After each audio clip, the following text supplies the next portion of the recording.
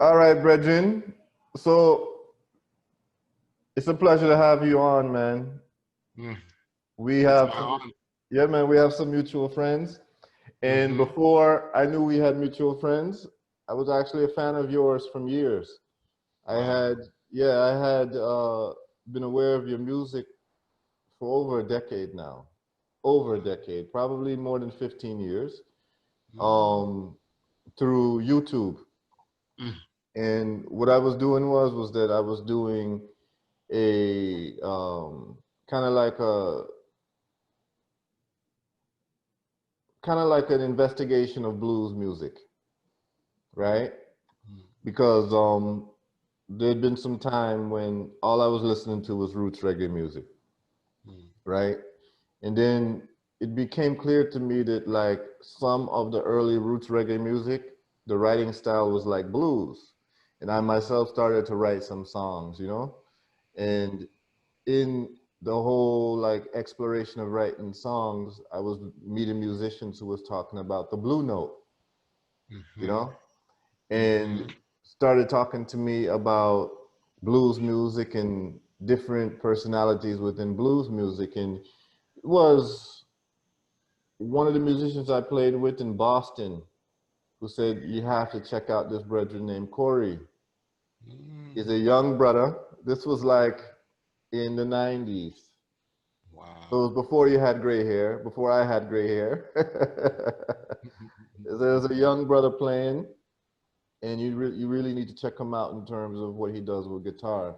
So since the 90s, I've been aware of your music. Like I talked Wow. in like 95, 94, 95, So I've been aware of you. And then fast forward, we have a mutual brethren, Jelani, who then Hmm. brought your name up from Bamboo Station. I was doing some work with him. So we were supposed to meet really personally. Jelani wanted to make that introduction, see if we could do some work together, but that has not happened yet. So we have to kind of force the situation. And we're mutual friends on Facebook. I always love what you post. So I said, if I'm doing this podcast, there's definitely a musical element to the podcast because that's just part of my life. And I see that you also do reggae as well. You do a wide range of music, not just what they call blues, but blues seems to be an underpinning for many of the different types of musics. And so for me, talking to you, I want this to be an informal conversation from brethren to brethren, but at the same time, I want to sort of be your student in Mm, this because there's a lot that I can learn from you.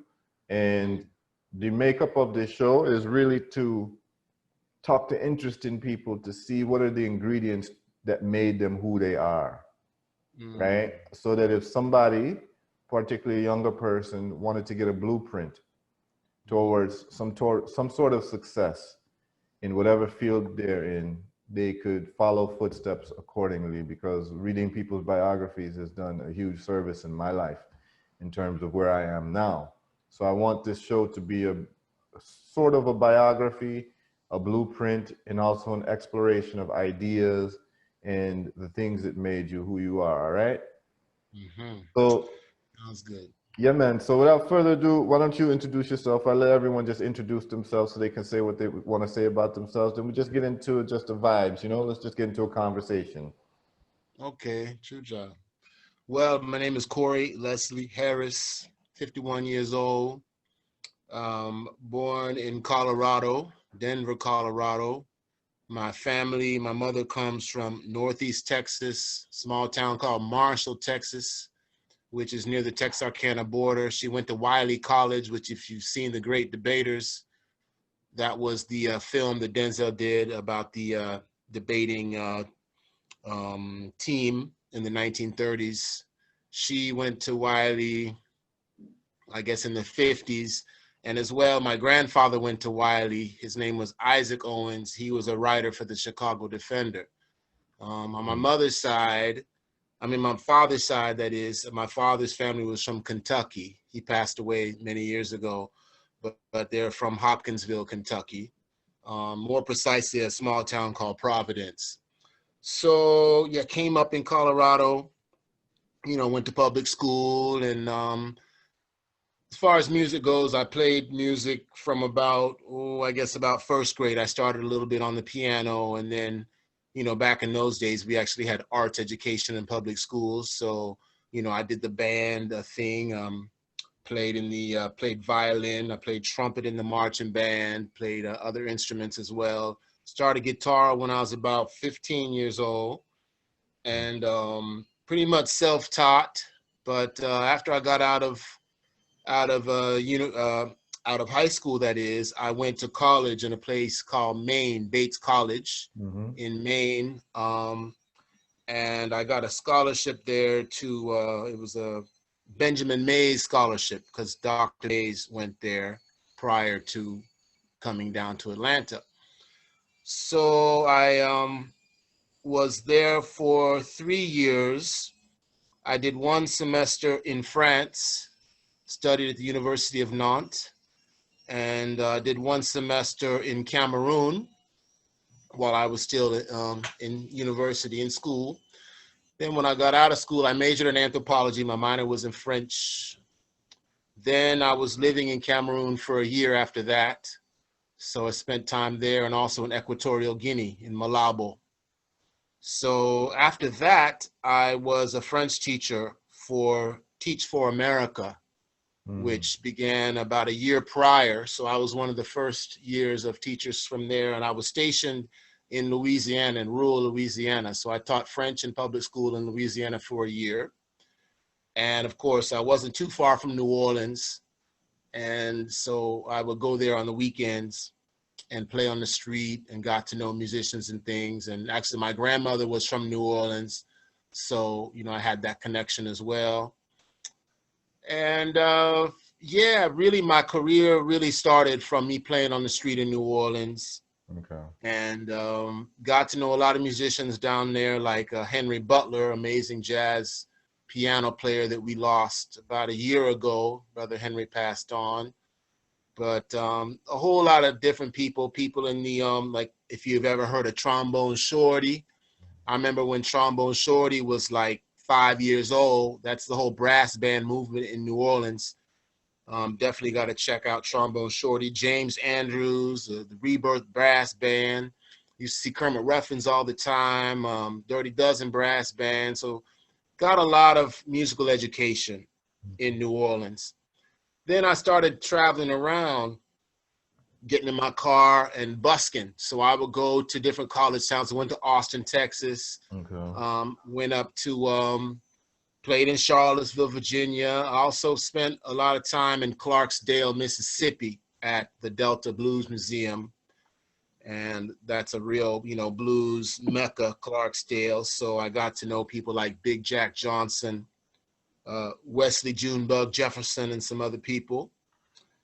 And right around 1990, maybe 93, 94, I was playing on the street at the King Biscuit Blues Festival in Arkansas.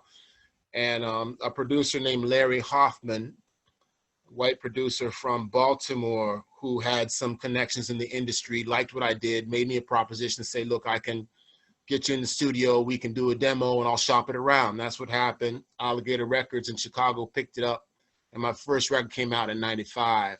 Right. And I think that's around the time I heard about you. It was around 95. Yep. True. So then I started, I got a booking agent and started touring around a little bit. My first real tour was with Eddie Kirkland, opening up for Eddie Kirkland. You ever heard of Eddie Kirkland before? I did. Yeah. And he's actually Jamaican. He's probably one of the only Jamaican-born and raised blues players that, came to real prominence in North America. He came up with playing under John Lee Hooker and things. So got a lot of experience doing about a 6-week tour with him. Also Shirley Johnson from Chicago. And then after that, since then, I've just been playing, really up until COVID. That's all I did was just play.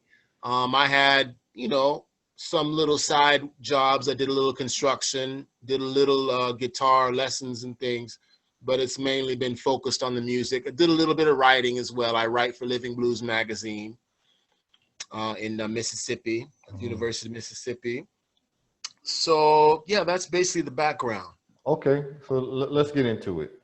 Hmm. So you started your first music with piano in terms of playing music. So when do you, when, as you're growing up, is music a big part of your household? We had records. There wasn't musicians around, but we had records, and I think like a lot of us, when you grow up, in a Christian-based household from the South, on Sunday, gospel record's going to come out. And if there's a party, blues and jazz is going to come out, So yeah, we listened to a lot of music, and I remember it being a big part, but there wasn't any musicians around. Okay, so in your lineage, in your past lineage, are there any professional musicians? Or are you the first one that you know of? I'm the first one. My great grandfather was a fiddler, Okay, but I didn't know him. But okay, that's the only person, yeah, that's the only musician that I know of. No professionals other than myself. okay. So the closest thing to a musician in your DNA that you know of is your grandfather, your great grandfather, Great grandfather, your yeah. great grandfather. Okay, so it seems as if this musical program in the school was the catalyst for you actually transitioning from a listener to a player. Yeah, well, my sister had she was taking flute lessons, I remember, and I remember just thinking like what a privilege and how special it was. I remember envying her. So I think it started there. I always loved music, from a very young age. Mm-hmm. Um, but it was definitely the instruction that I got from the school that really got me looking at it seriously, learn how to read music, that sort of thing. And how old were you when you first started playing piano? Oh, well, first grade, I must have been about About five or six. 6 years Yeah. old? Okay, so you started relatively early. So Mhm. when you're playing at 6 years old, like, of course, you're learning the fundamentals and the rudimentary aspects. Did you feel anything like, I love this? You know, like how a little kid might pick up a basketball and they start playing and they say, man, you just see yourself gravitating towards this. Did you gravitate towards? Because I played a little piano as a kid, but I didn't become a Yeah, professional. right. Well, it wasn't so much the piano that did it. Like I remember playing the piano and, I was at a very basic level, but it was more like it put the music in me. Like, how can I explain it? Like gave me an idea of the process of making music and how to practice and that sort of thing. But I remember being very young and having music in my head and thinking, okay, well, the bass is going to go like this and the guitar is going Mhm. to do this and the drum, I would imagine the Mhm. tracks in my head, Okay, you know. so you're 6 years old, and you're growing. What year is that? What year are you 6 years old? Oh, 6 years old. I am year that's 1975. Okay, so it's Mhm. 1975. So now when you start talking to me about you growing up, I can place time periods as to what's happening in the world in America at that time, right? All right, Mm-hmm. so 6-year-old kid starts playing piano, but you're not doing it seriously. It's not a serious passion. It's just something that you're doing because that's what's going on at school, right? That's right. It was really my mother got me on some piano lessons. Right. Yeah, So and then, school later too. right. So now it's just like a little hobby thing that you're doing. And when you're Yeah. doing it, are you open to it? Or are you kind of going through the motions, or are you liking it? I You feeling liked like it. I you liked liked it. it? I didn't. Yeah, I didn't really see the bigger picture of it, but I did like it. Yeah, I've always liked the sounds. Okay. And so Mm. then a few years go by, and then you pick up another instrument. Hmm.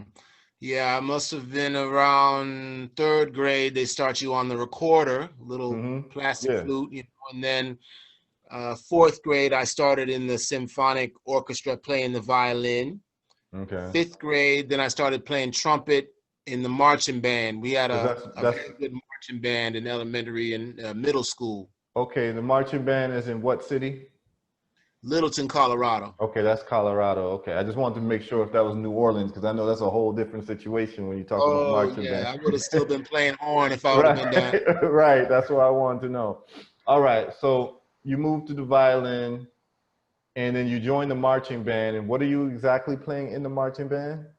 Trumpet, and then I Trumpet. played the baritone tuba as well. Okay, and how old are you around this time? Must have been around 12 when I started that Okay, marching band. so what are your other interests when you're 12 years old? You interested in sports? You interested? What are you interested in? And what type of I music are took. you listening to at 12? Let's see. I had a Rick James cassette. Okay. Michael Jackson, of course. Off the Hmm. Wall was a big thing. Yeah, that's around Uh, 1981. You're 12 years old. That's yeah, 1981. 81. That's right. Okay. That's right. My sister, through her, I got exposed to a lot of like George Clinton, the first Prince record, Hmm. you know, reggae as well, because she listened to like a lot of Peter Tosh, and she listened to some Bob as well. Hmm. The pastor of our church was from Jamaica, so he Hmm. gave me some records as well. Um, So how much older is your sister than you? she is 8 years older than me. Okay, she seems to have played a huge role. She seemed to be somewhat of a catalyst unknowingly in your musical development. True, true. Yeah, that's very. And did she become anything in music, or she's a lover of music? Yeah, she was a lover of music, Okay, so still is, but no, she took another career path. okay. So you're listening to the music that is permeating in quote unquote Black America at the time, and in America at the time. Rick James, Michael Jackson, all these people. I mean, that's what most of us are listening to. And at the same time, you're playing in the marching band, right? Okay. So 12, you start hitting adolescence, you start becoming a teenager. At this time, is music part of your identity Mm, yeah, as a guitar musician? was definitely Guitar. guitar always, from about the age of 12, I was pretty hard on guitar. And then I started hearing people like, I went to go see BB King. My family brought me to see BB King. Oh, That okay. was very formative experience. Well, And you then were after playing that, guitar before you saw BB King? I was, yes. What led you to pick up the guitar? Johnny Cash on the TV. Johnny Interesting. Cash show. I used to call him Johnny Trash. Yeah. So hmm you saw him, and what happened when you saw him? Well, I just like the idea that you could have an instrument that you could move around with. It wasn't the piano. It was portable, and you could play chords on it. Very interesting. Because hmm yeah, because most people learn their musical theory through piano, right? Yes. But Yes. sometimes you want to sit in the park and play, hmm right? Exactly. Yeah, Yep. yeah, and then it transitions over to the guitar, and you. This is interesting. This is a similar story for me. Is that I taught myself musical theory, not hmm like some like heavy, you know, musical theory like I was going to Berkeley School of Music or nothing like that. But just getting some books, learning basic chords and musical keys and all of that, and minor hmm progressions, major progressions, and all of that, and then I remember having to translate all of that because they usually show you musical theory on a piano because of the way it's all laid out, right? hmm And I remember having to transition all of that to guitar and the fingering on the guitar and all that, right? We're gonna get into that because I'm gonna ask you some questions. I play a little guitar, but just only enough to write a song. Never enough hmm to play lead guitar or anything like that. And I need to ask you about the way to look at a guitar to do that lead work. But that'll come later in the conversation. So you decide on a very practical level to pick up a guitar because it's mobile, and hmm you see Johnny Cash doing this. So you're like, okay, you're transitioning over now because you're in a marching band. You understand musical theory. You're playing music with other people, so you understand what it's hmm like to kind of coordinate music with other people at the same time. And then you say to yourself, okay, you see this guy Johnny Cash on TV, you want to pick up the guitar and try that out. Okay, so what's the last instrument that you played before you moved on to the guitar? Trumpet. Trumpet. Okay. So you had a wide range. So you have a wide range of musical apparatus, right? You're doing piano, you're doing violin, you're doing trumpet, and then you're doing guitar. So it's kind of making you kind of flexible in your musical approach. Yes, I would say so. Yeah, and it's probably happening inadvertently. It's not like you're planning it; it's just happening inadvertently. No, I just love music. I love being able to express myself. It was a pastime, a hobby, you know. I mean, for the younger generations, you know, we didn't have like all these electronics and things, you know. We actually had to actually have real hobbies and go outside and do things, you know. Right. So, yeah, that's what it was, just something to keep me interested and something fun to do. Okay, and were your friends at the time also playing music, or was it kind of a solo mission? It was mostly a solo mission. I had a few friends. I went to a high school in the suburbs, and so I had a lot of friends that was white who was playing like rock and roll type music, you know. And a lot of it I didn't really care for. You know, some of it I listened to. And I did have a band with some other guys in the high school for a hot minute. But it was mostly a solo thing. I was the one who taught them how to play. I taught the bass player how to play. I taught the drummer how to drum. I wrote the songs. I Okay. got the gig. You know what I mean? So, yeah. Okay, so you started your first band in high school? Mm-hmm. Okay, what instrument were you playing in the band? Guitar. Okay. And what was the name of the band? Name of the band was Hindu Circus. Hindu Circus. Yeah. And so you're the leader of the band. Why'd you come up with the name Hindu Circus? It wasn't me who came up with it. I don't know who, one of the other dudes came up with it, one of the white guys in the band. And I think he saw it somewhere and just thought it was cool. You know, I didn't know what it meant. Okay. And what type of music were you all playing or trying to play? Oh, I guess you might have called it like kind of rock, kind of like rock. Okay. It wasn't very good, but you know, Right. it was a combination of basically my songs, and then we would just try and put some flesh on what I already had on the guitar. Do you remember the first song you wrote? Ooh, I wrote a song when I was on a field trip on a church group called the JFK and Marilyn Monroe Blues, making fun of people who said that JFK and Marilyn Monroe was living in South America. Okay. Okay. So it was all a riff on, you know, you might have heard that they, you know, that they ran away and was living together, but they're not. They're gone. Okay.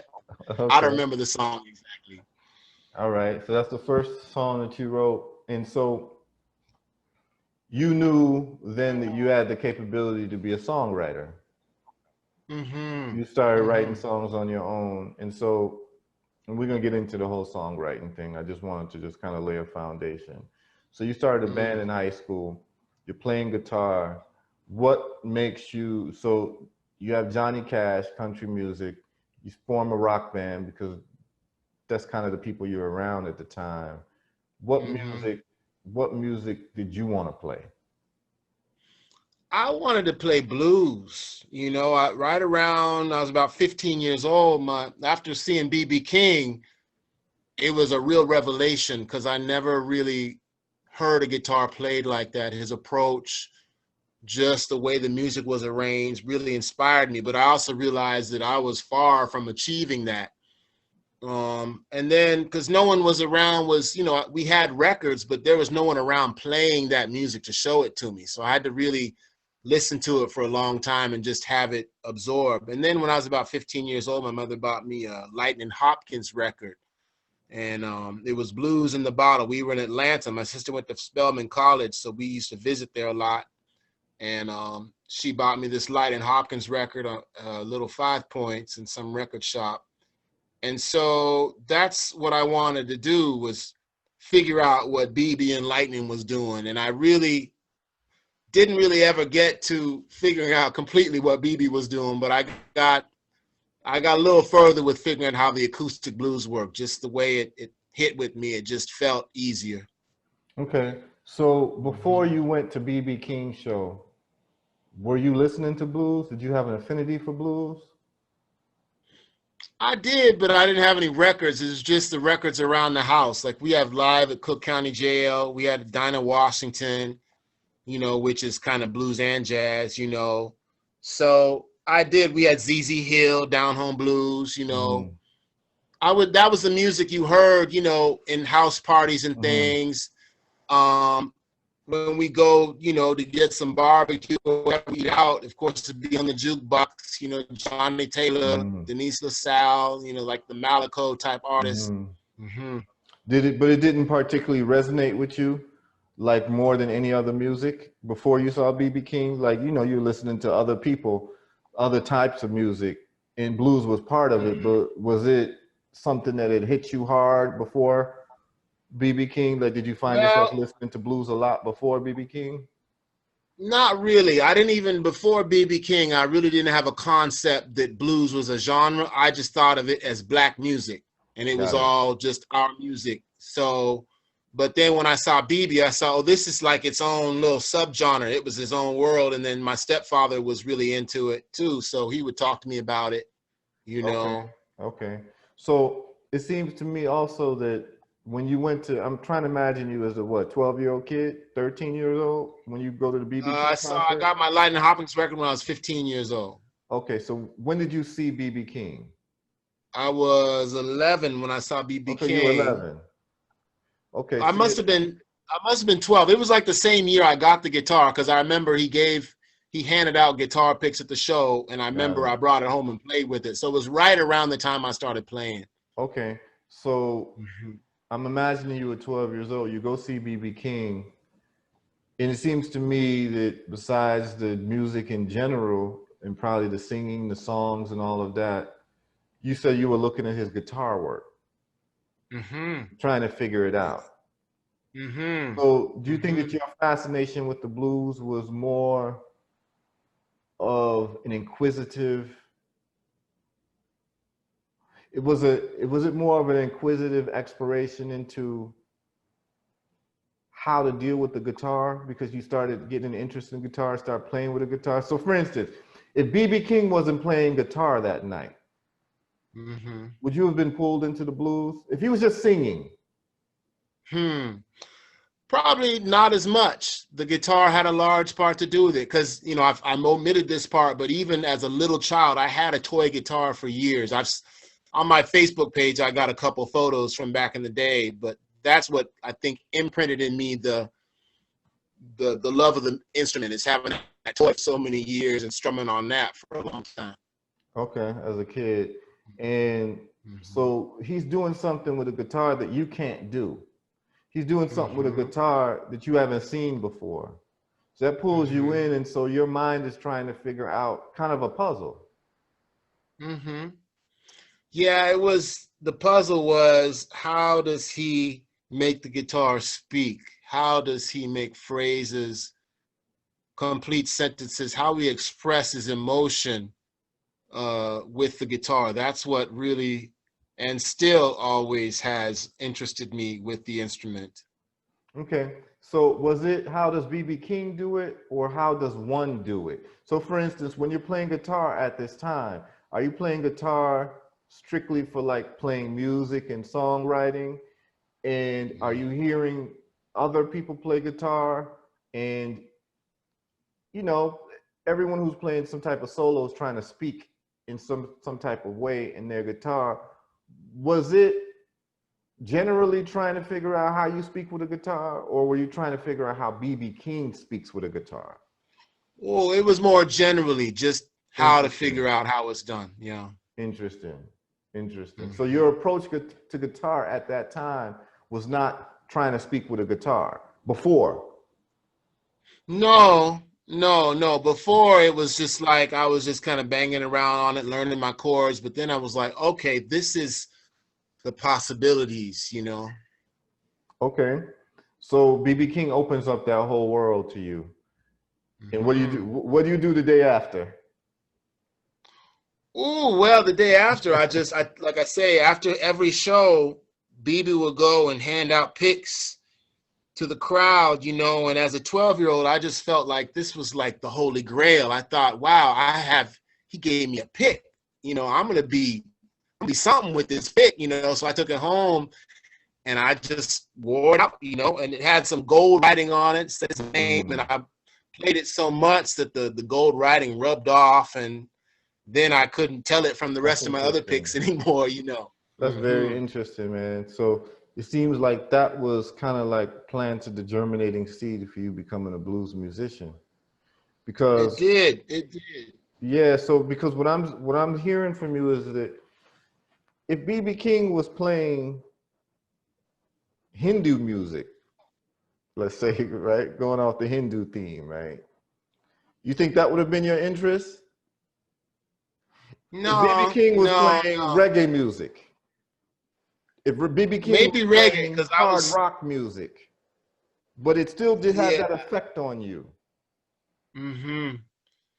Well, I would say possibly if he was playing reggae, but it was something about the blues because that Mm, was the language I knew from home. You okay, know, I grew up around a lot of old people from the South, and okay, that's what was comfortable and it just made sense. got it, got it, got it, got it, Mhm. got it. Okay, so you hit your teenage years. Do you at that time have an inkling that you're going to become a professional musician? No, no, at the time I was um I was interested in biology, science. I wanted to be a marine biologist for many years as a child just because Colorado's landlocked, you know, and we had a few vacations where we had actually seen the beach. But to me, you know, that was something to aspire to. But the more I got into the music, it just, you know, kind of took over that. Okay. So at what point does that divergence happen where you want to be a marine biologist? And so I'm sure that that's a passion, right? You're showing a lot of interest and a lot of intellectual curiosity towards marine life, right? Mm-hmm, And are mm-hmm, you seeing, so I'm seeing marine biologists and music in terms of what's occupying your mind, right, as a young man at the time, right? mm-hmm, Um, mm-hmm, at what point does it start to diverge where you're saying to yourself, okay, mm-hmm. it's music?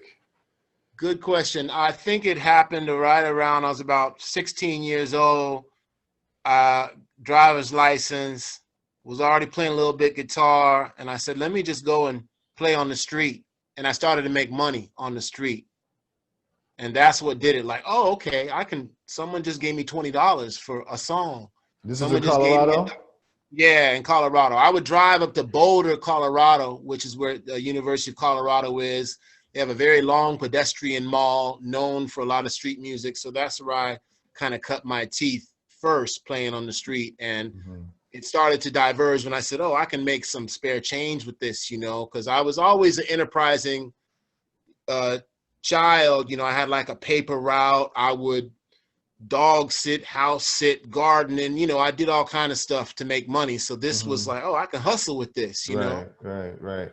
And when you're on the street, are you playing cover songs or your original songs or a mix of both? Playing original songs like church songs, old, like I like Odetta. I play some old Odetta songs, like Hmm. old Lead Belly. So like a mixture of things.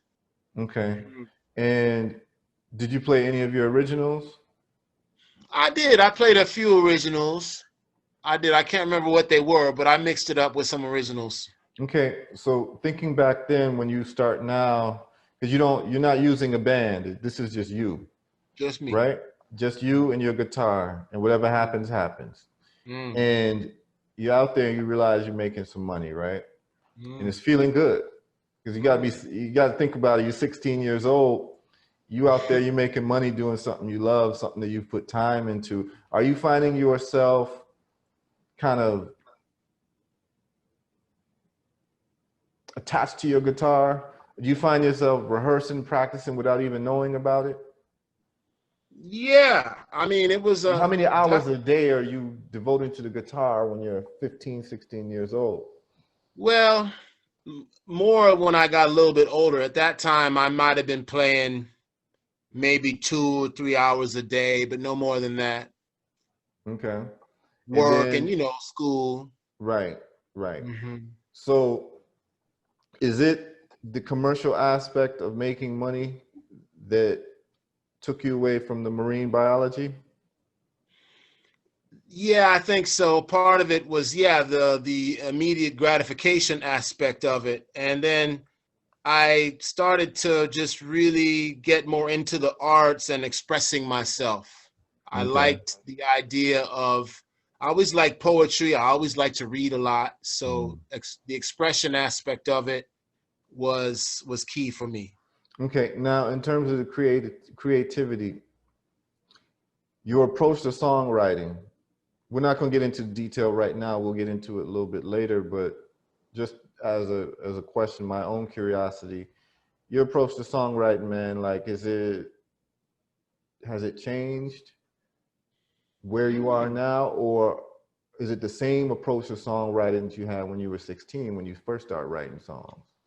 Ooh, it's different now because I have a larger well of experience to draw upon. You know, coming from being 16 years old and really having only seen, like, at that time I'd only seen like Mexico, I'd been to the Bahamas, you know, so my musical experience was quite limited. I heard reggae through, the pastor of my church, um so yeah, it was pretty limited at that point. So my songwriting technique now, I can't even really call it a technique. It really moves off of inspiration, and most of the time, the inspiration comes from a vocal line, from words, and the words will suggest a rhythm, and then from the rhythm, I will get an idea of a melody. Sometimes I'll get an idea of a melody, and then I'll search for words to go with it. You That's know, um, now. that's now, yeah, now. Okay. Now What were back you doing then, then? Yeah. yeah, back then, it was based on learning new chords and like playing through the chord and like trying different things, trying this note with that note. Oh, that sounds cool. Let me make a groove. You know, a lot of it came from that, just from the curiosity and just whatever presented itself at the time. Okay. So your songwriting approach when you were a teenager, when you started writing, was really coming with from the chords first, letting the chords dictate where the song is going to go. True, because I'm still learning how to play guitar still and learning different aspects of the music. So I was, in a way, I was much more adventurous with it. And, when you're younger, you're not really concerned about how you sound. You just want to Mm-hmm. express yourself. Mm-hmm. So you're writing words, you're doing melodies and even harmonies and stuff like that. You're doing the chord structure and you're playing lead, right? Mm-hmm. Mm-hmm. So I want to know, at what point do you say, I'm gonna do something different? Mm. I'm gonna do something different with this guitar thing than Mm-hmm. what other people have done based on your own creativity, because you do something different. Because some people, right, they pick up guitar and they say, well, I just want to learn rhythm guitar. That's Mm. enough for me to sing a song, and then Mm. everyone can back up. Then some people say, I want to be a lead virtuoso. So I want to do, Mm. I'm not really focused on the singing, but it seemed like you, at some point, you made a decision that you're going to do it all. And it might have something to do with you being a street performer. Because when you're a street Mm-hmm. performer, because, I see street performers and they'll come out and they'll come with their digital drums and program. And, it's like they got a band behind them out of Yeah. necessity, out of Yeah. economic necessity, that they have all this music that can play without them having to have partners in the music. So it necessitates that they actually become more of a musician that they normally would have become, because they are doing this for money on the street, and all Mm-hmm. those different sounds and program. I don't know if you know of There's this young lady out of Australia. She plays guitar real well, sings real. Her name is Tash Sultana. I don't know if you've ever, I'll send you some of her stuff. And Please do. basically, I think you would love what she does, man. I'll send it to you. But basically, now she tours like that. She has a whole system that she, you know, she steps on the pedals and this and that. And you've seen it, but she came from a street performer background. And I'm looking at it, I'm saying, well, that probably made her more of a rounded musician in the sense of understanding all the instruments intimately as opposed to relying on a band, right? So I'm wondering, because when I watch you play, you're doing a lot with the guitar, man. You know that. You're doing a lot.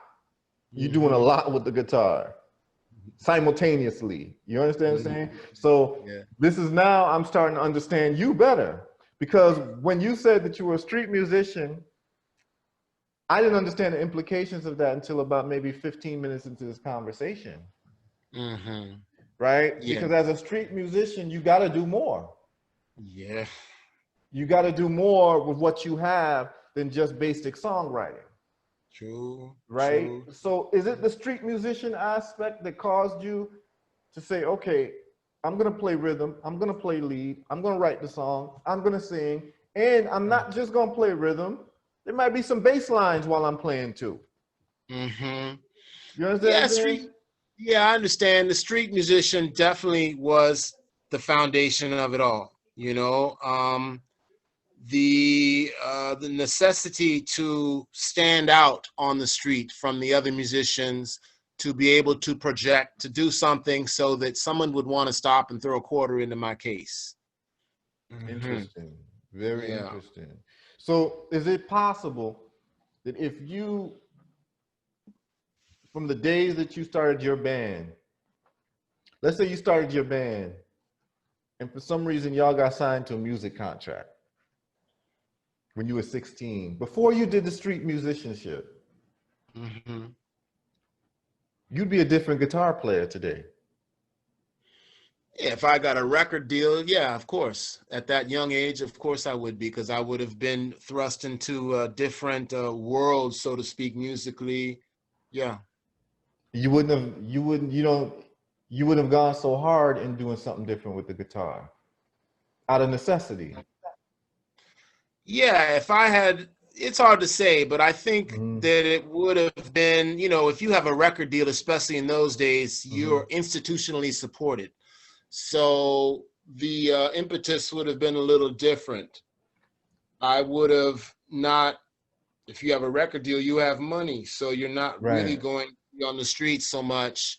So there's a lot of the self-learning that might not have happened. I think being on the street and having to work through it myself for so many years is what made me who I am.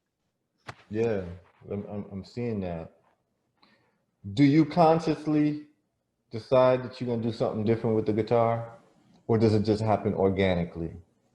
Oh, it just happens just, you know, from the experiences and the tradition that's already there.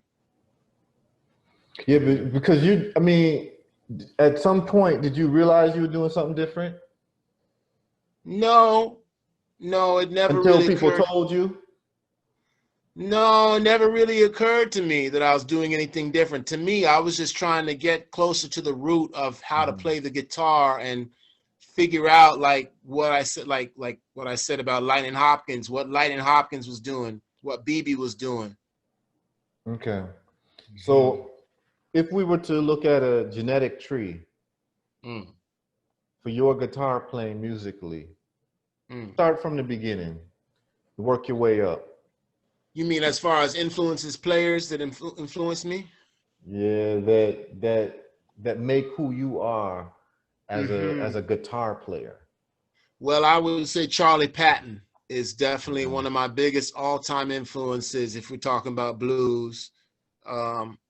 His influence upon American music, black music in general, can't be overstated. Charlie Patton is the man who taught Pop Staples how to play and sing guitar. Pop Staples from the Staple Singers. He taught Howlin' Wolf. He taught Son House, who taught Muddy Waters. Mm-hmm. The white bands in the 60s that got big, like the Rolling Stones and Led Zeppelin, got big off of ripping off Robert Johnson music, who learned from Charlie Patton.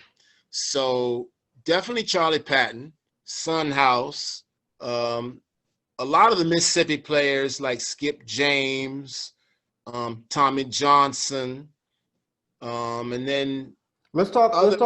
Let's talk about Charlie Patton, right? Ah, yeah. You're saying that he's pretty much as far back as you can go in terms of the germinating seed for what you're doing right now, right? Mm-hmm. Of course, we're not going to talk about music from Africa or anything like that, but we're talking about within modern times, right? Mm. What is it about what he was doing that was so unique or so special or so fundamental that resonates in your blood today? Hold on 1 second. Hey, Mama, c'est enregistré ça. Maman, c'est enregistré, c'est un interview. Okay. Sorry about that. No problem. No problem. What was the question again? Mr. Patton. Yeah. What aspects of him were so important as to what you're doing now? Mm-hmm. Like, what was his approach to guitar playing that made him so special? First, the songwriting. He was writing songs about his reality. Second, the musicianship. It was just one man voice and his guitar. So he had to make, like you said, I do a lot. Charlie Patton, I don't know if he started that, but that's where I got the inspiration from originally, was to see, wow, you can do so much with just your voice, your feet, and a guitar. So that was the combination, the songwriting, the musicianship, and the presentation. Okay, you're the first person I've heard say this. Songwriting, your feet in a guitar. Talk about the feet. Talk about the feet. Well, from our history, in North America, drums were outlawed. And so that's why you have a preponderance of string music in Black American music, and the percussion that we had was non-drum, like bones, like washboard, that sort of thing, spoons, because the drum was a revolutionary instrument used for insurrection. So they wanted to nip that in the bud. So that's where the feet come from now is, we still have to keep time. We still need the bass drum. So that's what your foot is. You hitting the one with your foot, and that's underpinning all of your melodies, all of your rhythms that you're playing on the guitar. So, and if you listen to a lot of these old players, if you listen good, you can hear their foot going. The old blues players from the 20s and the 30s now is what I'm talking about. Mm-hmm. And you're saying that that's not accidental, or even if it is, it's part of the DNA structure of having the need for that beat. Yes. And that's music in and of itself. Yeah, we kept our rhythm, but we had to adapt, through an environment of being terrorized, Right. and always being surveilled. So, and there's still, that's why we have Congo Square. That's why the music from New Orleans is so strong, because that was the only place that you could play African drums in the United States. And even then it wasn't all the time, so. Right. So let's just talk about a little bit about that history for some people who don't understand what you said about Congo Square, because I talked about it with a brother in my past podcast who's from New Orleans, and we touched on it. And what I'm gonna enjoy about this conversation, because I've seen your posts, and you're not just a musician, right? You're a musical historian, and you're a historian outside of music, right? So it's not just the history you talk about is not just musical history, it's also history of our people. So let's get into New Orleans, because I think New Orleans is very important in terms of the musical heritage of not just America, but of African people. So let's talk about New Orleans. I've done a lot of study in New Orleans, the link between New Orleans and Haiti. But I want to get your perspective on the importance of New Orleans, musical heritage, Africans, our bondage there, Mhm. and the implications for music and wider implications. So I just want to get your perspective on that. Mhm. Well, that's a lot to unpack there, but Yeah. basically, Congo Square was the site of a weekly regular African market, and so during bondage, we were given the so-called permission to play our drums there, and that was a site of cultural exchange between, because in New Orleans, you got to realize New Orleans, being a port of enslaved Africans, there was a lot of survival of different distinct ethnic groups and distinct rhythms and distinct languages. Like in New Orleans in the 19th century, there were so many people speaking Bamana or Bambara that they had actually a court interpreter, not only to interpret English and French, but also to interpret Bambara. Okay. And there were a lot. Where's Bambara coming from? Just let people know. Mali, Okay. Mali. Hmm. They had a large influx of people from, because New Orleans being formerly under French control, they drew a lot of us from the Senegambia region, from Mali, from ancient Mande areas. Mm-hmm. So also a lot of Yoruba influences also in New Orleans as well. That's where the voodoo comes from, and that's the connection with Cuba as well. Mm-hmm. So that had a large effect on the music. And then you had the free people of color, the Creoles in New Orleans, who were traveling back and forth to France, bringing back French martial band music and adapting that to the blues that people who were from outside of the city were bringing into the city, because there was different types of, as even today, different streams of identity among Black people. You got people in New Orleans who are very proud to trace themselves from that Creole ancestry, and then you got other people whose ancestors came from a more pure African Mm-hmm. space. And when we talk So about that's where. Creole, when we're talking about Creole, we're talking about the Creole in the form of genetics, not necessarily language, in the form of mulatto, basically, right? And Right, someone we're who basically talking has a white about. father most of the time, right? A French Right, father. right. We're talking about, well, it started Creole, really the word Creole in America started out with people, anyone who was born in the colonies was called a Creole. So if you were Right, white and you were born, you were called a Creole. But then it right. became, as it did in the West Indies as well, French West Indies, it got adapted to mean people who have an African base, but who are mixed with a bunch of different other influences. So what I'm saying, Creole, I'm not only talking about the people genetically identified, but the culture as well. Mm-hmm. Got it, got it. So New Orleans got this interesting thing going on, right? Mm. Um, a lot of people listening to this, I like to give them some foundation because some of them are not necessarily in tune with the history. And that a lot of people don't realize that there was a whole 1/3 of the United States that was owned by France. Mm-hmm. Um, and so, it was given up to United States Louisiana Purchase, which was actually a result of Haiti Yes. bankrupting Napoleon through the Yes. Revolutionary Wars of Haiti, where Mm-hmm. Napoleon needed some money, so he sold that part of the United States to, the United States. And Mm-hmm. because of that, you have what you have. But in New Orleans, as I mentioned, when I went to law school, they told us that, United States is run by British common law. Mm-hmm. And so when you study law, you study British common law. That's the foundation of Mm-hmm. American jurisprudence. But it said, except when you go to Louisiana, right? And Yes. Louisiana is run by a civil code, which is the Napoleonic civil code. So when Napoleon. you decide to go to take the bar exam in Louisiana, you have to understand a whole different set of laws. So Louisiana is a very unique place and a very different place. And when we talk about Congo Square, what people have to understand is that the slavery that did exist for our people, there were different.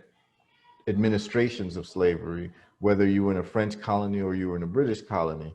And what the French did was is that they allowed us to play drums, quote unquote, allowed us to play drums um, once a week. I believe it was once a week in Congo Square, Yep. right? And Yep. Yep. so Africans are trying to figure out how they can celebrate themselves, free, feel like themselves, and at the same time still communicate. Because you know, there's those of us who are never going to be good soil Mm-hmm. for slavery. So you can Mm-hmm. imagine now that there are going to be musicians in the African culture, and you say most of the or the predominant language at the time is Bambara because they're getting a lot of people from Mali, they're getting people from that area, Mm-hmm. and you can imagine what they're trying to do in terms of communicate with each other with the drums. And what people need to know in terms of the drums, and you can talk about this more, is the war language of the drums in terms of how people communicate. Because this was done in Haiti in terms of Mm-hmm. playing drums to relay messages. So you can get into that. As a musicologist, I'm sure that's a very interesting aspect of music and sound and communication. Mm-hmm. Mm-hmm. Yeah, well, being that our languages ancestrally are tonal languages and the drum is a tonal instrument, you're literally um, transmitting ideas over great distances. So that was it wasn't just for rhythm. We have a Western mindset now where we think of the drum as an aspect of musical expression, which is artistic. But this is a time prior to us or white people even looking at our music as art. It was a mode of existence which encompassed everything, and it expressed life, and it was like a text, a book of life was the music, was the rhythms, and so that's the root of it in my mind, is that the drum was something, like I said, was a revolutionary instrument. Like you alluded to Haiti, it was used in Haiti. And we also know that New Orleans now is surrounded by swamp. You have Bayou Lafitte, Jean Lafitte, the pirate, and even the whole piracy aspect. Those were Creoles too. The pirates were those people who were outside of the system, Africans, mixed race people. Those were pirates, and they also had a very close connection with the Maroons because you had a lot of Maroon colonies out in the swamps, just like you had Maroon colonies in the dismal swamps in Right. Southern Virginia, Northern North Carolina. So that had a lot to do with that aspect of liberation, of community, but still in captivity in some sense, of rebellion, had a lot to do with it. New Orleans was an area where it was very well known that Maroons would come in and they would like go shopping, and they couldn't control them. They would come in and say, okay, we need some food. We need this and that. Okay, let's go to New Orleans. We're going to take what we need. And if they try and get us, we're going to kill them. And then we're going to get back to our swamp and they can't find where we at, Right. And So, I think that just as a little primer for some people who may not know what mm, maroon means, um, just to let people know, maroon is basically Africans who wasn't having it. Africans mm-hmm, who left and decided that they would rather be free and starve than to be well fed and enslaved. So yes, those of us, we still exist today in various forms. yes, Um, and that tradition is basically saying, nah, we don't think we're going to do the slavery thing. And y'all can mm-hmm, have that. We're gone. We're willing to, live or die by our own hands. And we'll build our true, own communities. We'll build our own societies at the risk of it all because we just love true, our freedom and we just want to be ourselves. And so this happened true, all over the world with any time you try to enslave, not just Africans, but people. There's always people who make agreements and they leave the plantation or they leave the prisoner of war camp. And Africans who did that were called Maroons, whether it be in Jamaica, whether it be in Haiti, whether it be in Louisiana. whether it be in South Carolina, whether it be in Florida. So that's what he's talking about. That's what Corey's talking about when he mentions maroons, just for those people who aren't familiar with the terminology. So basically what the brother's saying is in New Orleans, you know, the life of a maroon is actually raiding, right? Mm-hmm. You're Mm-hmm. raiding the plantation to either get back some of your Mm-hmm. folks or to get materials from the plantation to be able to bring back into the camps, whether it be in the swamps, whether it be in the mountains or what have you, whatever the terrain is, we're going to the place where we can most be free. You know, in True. Brazil they call it quilombos. Yes. Um, Zumbi. Zumbi, you know, these types of Mm-hmm. man. So the tradition is there, it's still alive. There's a lot of us who still exist to this day in various forms. But it's essentially Africans who decided they weren't having it. And that's where the whole maroon culture is coming from. So when we talk about New Orleans, they say that that is the birthplace of jazz. Mm. We know what jazz True. may mean in the musical world, and in a lot of ways, jazz is a maroon art form, right? Mm-hmm. Right. So you're Yes. talking about that maroon culture, right? Mm-hmm. So that maroon Mm-hmm. culture dictates whether you're going to make a break from classical music, right? Mm-hmm. Because you got that rebelliousness in you, or that's not even necessarily, some people may term it rebelliousness, but it's just you're comfortable doing your own thing, Mm-hmm. right? And you are developing your worldview from a first principles approach. And a first principles Mm-hmm. approach is questioning underlying assumptions, right? So the assumption is you're supposed to play music like this. That's the assumption. But if you're looking at first principles thinking, you're going to always ask, why does it have to be like that? Right? You're born into slavery and you're asking yourself, why am I a slave and this guy is a slave master? Mm-hmm. Right? True. True. Why can't I be on top of him? You Mm-hmm. know, like, Mm-hmm. you know, when you start questioning those things, you have a different approach to life. So I'm seeing True. jazz, I'm seeing blues, and it's that spirit, that maroon spirit. And what I want to ask Mm-hmm. you is, I'm going to ask you a couple of things that I think that you're well placed to answer is, and you've probably gotten this question, but I'm asking you from a deeper place. What is blues? They call something blues. Ah. They call something Mm. blues, right? What is Mm. blues? And who's the first person to sing blues? And did they call it blues? Oh. Let's get into Yeah, that. long question. Yeah. Good question. Well, in the words of Honorable Ali Farka Toure, he would say blues is just a color, but my music is older than the blues. You know, so the blues is what the white man called our music because he didn't understand it and it made him feel melancholy. It gave him a strange feeling that he did not understand. So we called it the blues because the blues, the word in English means that melancholia, feeling unease, you know, feeling forlorn. Mm-hmm. But our music really, the blues that we listen to, that we know as the blues, Mm-hmm. was a created genre through the birth of the record industry and what they called race music back in the day. Race music was black people's music made by white corporations marketed to us. And there was secular race music or there was gospel. And then the white Mm-hmm. people had hillbilly, you know, Mm-hmm. so that was a manufactured thing. Now there was a song form of the blues that existed within the universe of black North American music, Okay. but that was zeroed in on by the right record agents and companies because they can make a buck off of it quickly. Okay. um You said there was a but song form? yeah, song form, like blues is a song.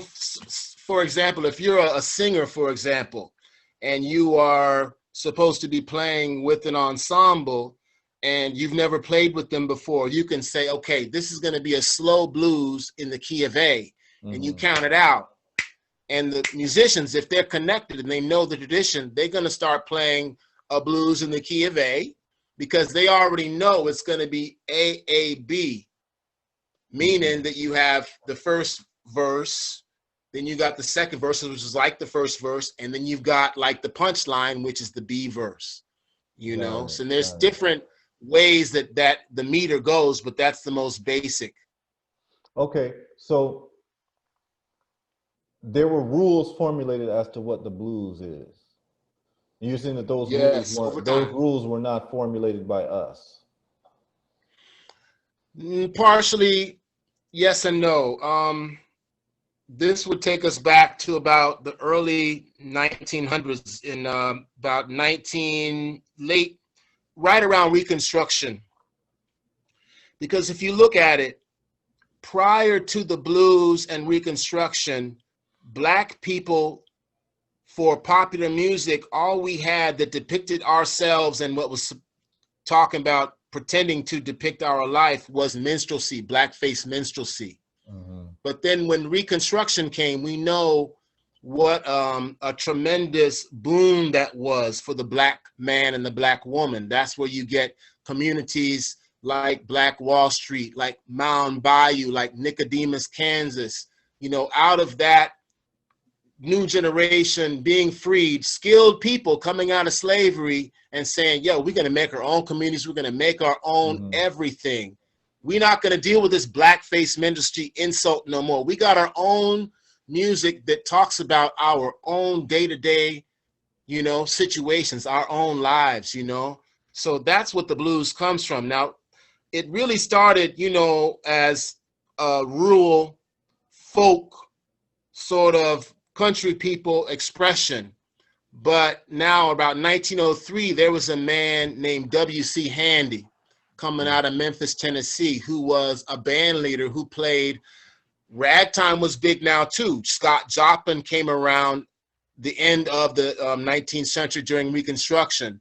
That being a musical movement that really had a real impact even now today upon our music. So W.C. Handy played this Scott Joplin influenced music, this ragtime music, along with European dance music. And he entertained both Black and white musicians. But one time it said, and ragtime is a fast-paced piano music. Yes, ragtime was originally a piano music, which was written. That's what distinguished it from other forms of music. That was the only music that we had that was written in European notation. Got it. Yet the notes had blue notes in it. It had song. It had melodies that were not purely European. They were either a mixture or they had some blues in it, but it wasn't quite the blues yet. Ragtime was also an urban-based music, whereas the blues was a country, rural type thing.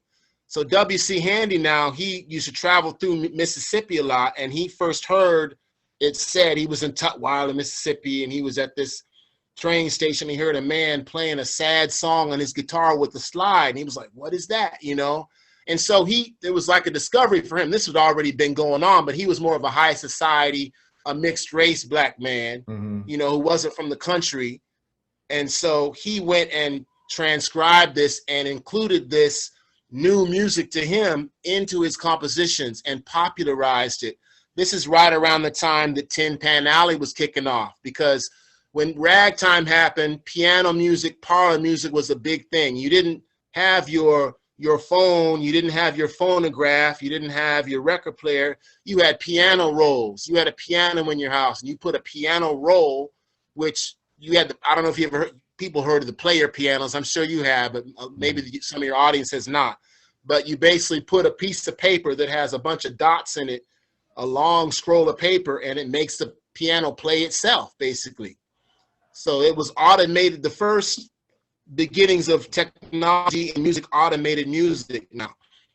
So ragtime and blues kind of coalesced in the person of W.C. Handy, and I'm sure other people who I may not be aware of, but he was one of the pivotal people. He popularized this music right around the time that a big sheet music industry was coming up in North America. But because prior to that, white folks were just ripping off old British music from the British Isles. There was no copyright protection, you know, and so ragtime now was the first American music that was written out, you know, that was really truly from American, you know, Black American people. But it became a craze with white folks too. For a good 20, 30 years, it got real big, you know. And this is all, of course, in the backdrop of minstrelsy, people saying we're not doing this minstrelsy thing no more, you know. And so from the ragtime and the blues, that's where we get the beginnings of jazz. That's what jazz comes through, you know. Okay, so let's talk about the blues, right? You said that ragtime would have elements of the blues and the blues notes and all of that. So if somebody never heard music before, and you're trying to describe to them the blues from a musical point of view, not from a lyrical point of view, from a musical point of view. I've never heard music before, let's say, quote unquote. What makes something blues and what makes something not the blues musically? Ooh, well, the blues, that's a good one. That's a good one. That's hard to say. Because you said this, it had elements of the blues and it had the blue note. What's the blue note? What's the elements of the blues? Okay. How does someone the recognize that? The blue note is basically the flatted seventh note. The flatted seventh note in a scale. So, dun, dun, dun, dun, that's the flat seventh note. Da da da da da da da da da da da da. That's the flat seventh note. What is the significance of that note? That note is the Black man's contribution to Western music. That is the nucleus of, well, one of them. I shouldn't say the, but one of them, because the seventh note was outlawed in the European musical tradition. Outlawed because it was viewed as being diabolical. Okay, we got to get into that. That's what we got to get into, right? Okay. Yeah. When does this flatted seventh note come to be? Ooh, well, we brought that across on the Atlantic. You know, we brought that in the Ma'afa. So, you know, you hear that in, like, when I go to Mali and play, they already got it. That's really how we can communicate, was off of that flatted seventh note, you know. When I sat down with Ali Farka Toure, we didn't have to, you know, work out what we're going to do. We just played what we played. But that flatted seventh note is very foundational. It's very old. I don't know how far it goes, but it's definitely very ancient. All right, so we're about to get into some philosophy and some history now. I think what people need to know is that, see, again, I'm one of these people who deals with everything that I'm told from first principles. So when I was told, this is the musical scale, this is how it goes, whole note, whole, you know, half note, you know, this is the musical scale. And I remember asking why. Why is that the musical scale? Is that the musical scale universally, or is that the musical scale for this society?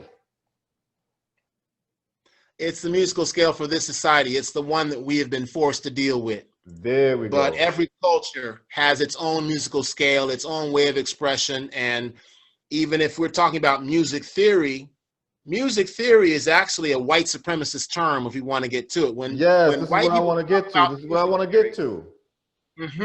When they talk about music theory, they're talking about the theory of 17th and 18th century German and Austrian composers.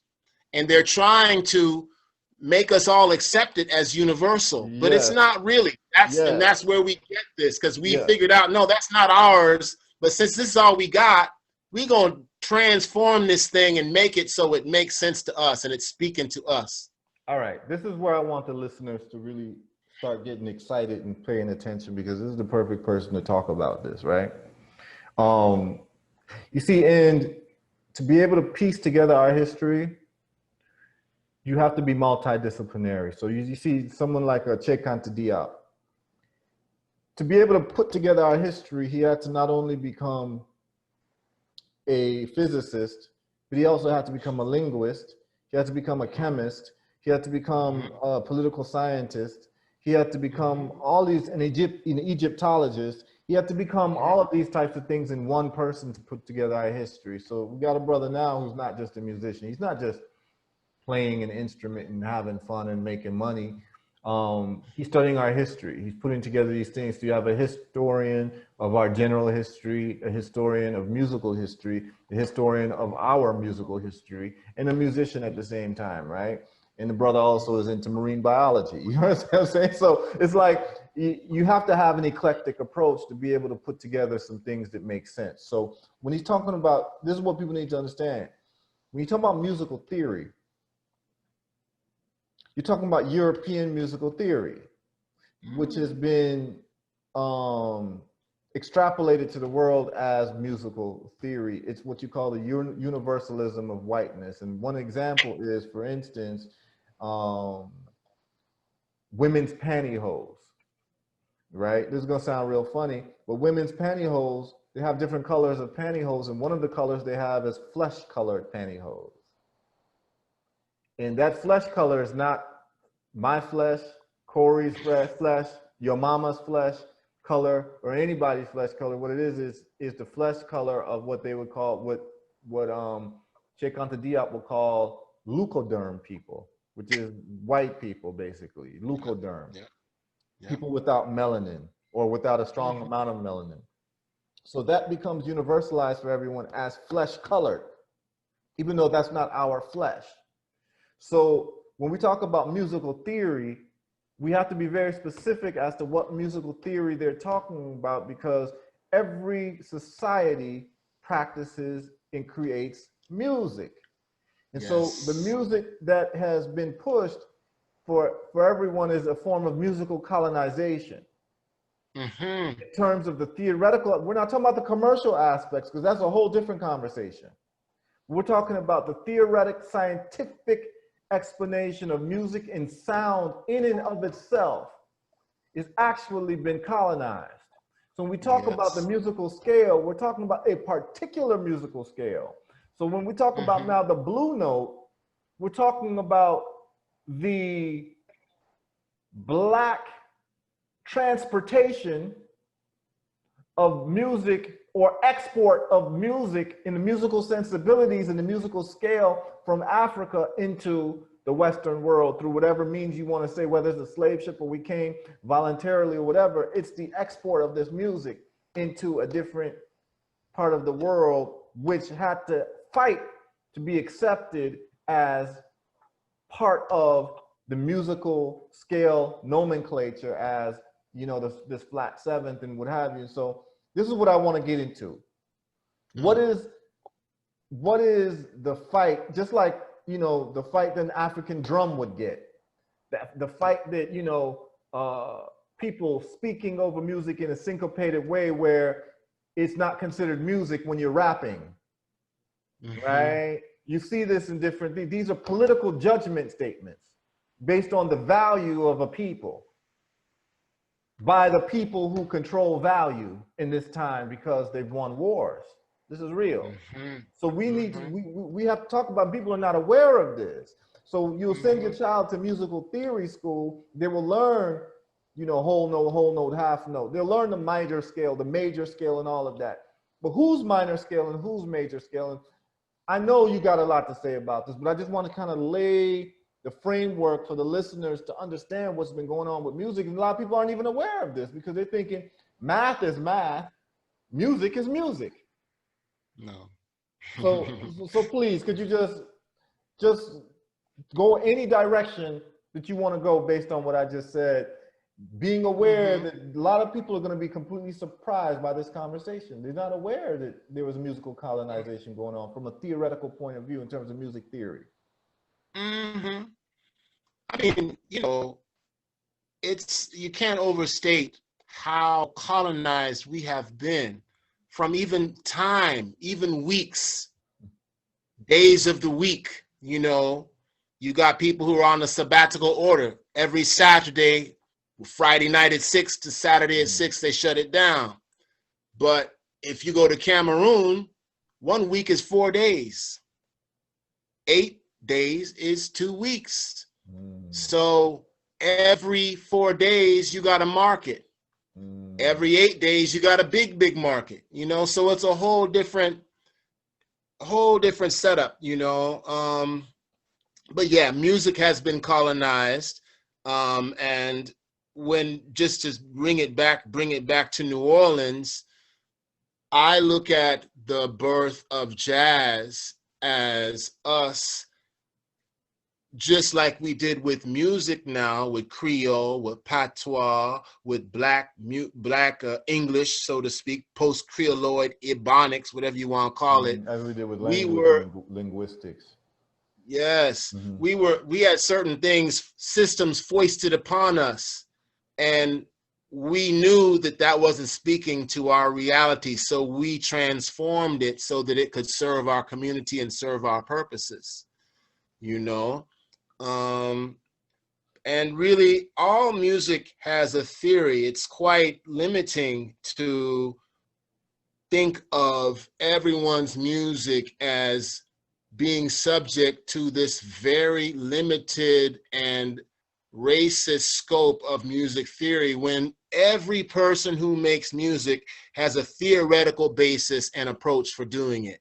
It may not be what you understand, but they know what they're doing, you know. And that could be, people say hip hop ain't music, but if hip hop ain't music, how come everyone ain't doing it? You know, you have certain elements, you have certain ways of setting it up that you have to follow for it to make sense, you know. But this is a subject that is really fascinating, and I've actually started to study a lot about this. I'm in graduate school right now in musicology. Okay. And so we're talking a lot about this in our discussions, and I'm writing a lot more about this than I ever have. So yeah, I'm still learning, but everything that you said was pertinent and right on. Right. It's about who gets to make the rules. Right. It's political, and it's based on, like you say, who won the wars. Right. So now this flat seventh, right? When we're playing guitar as Black folks, we have this affinity to this flat seventh sound, right? That is basically genetically embedded in us, right? Which then becomes the blue note, right? It's that sound. We gravitate towards that sound, whether we know music theory or not. It's just embedded in our DNA code, right? So now, talk to me about that fight, the fight of the flat seventh.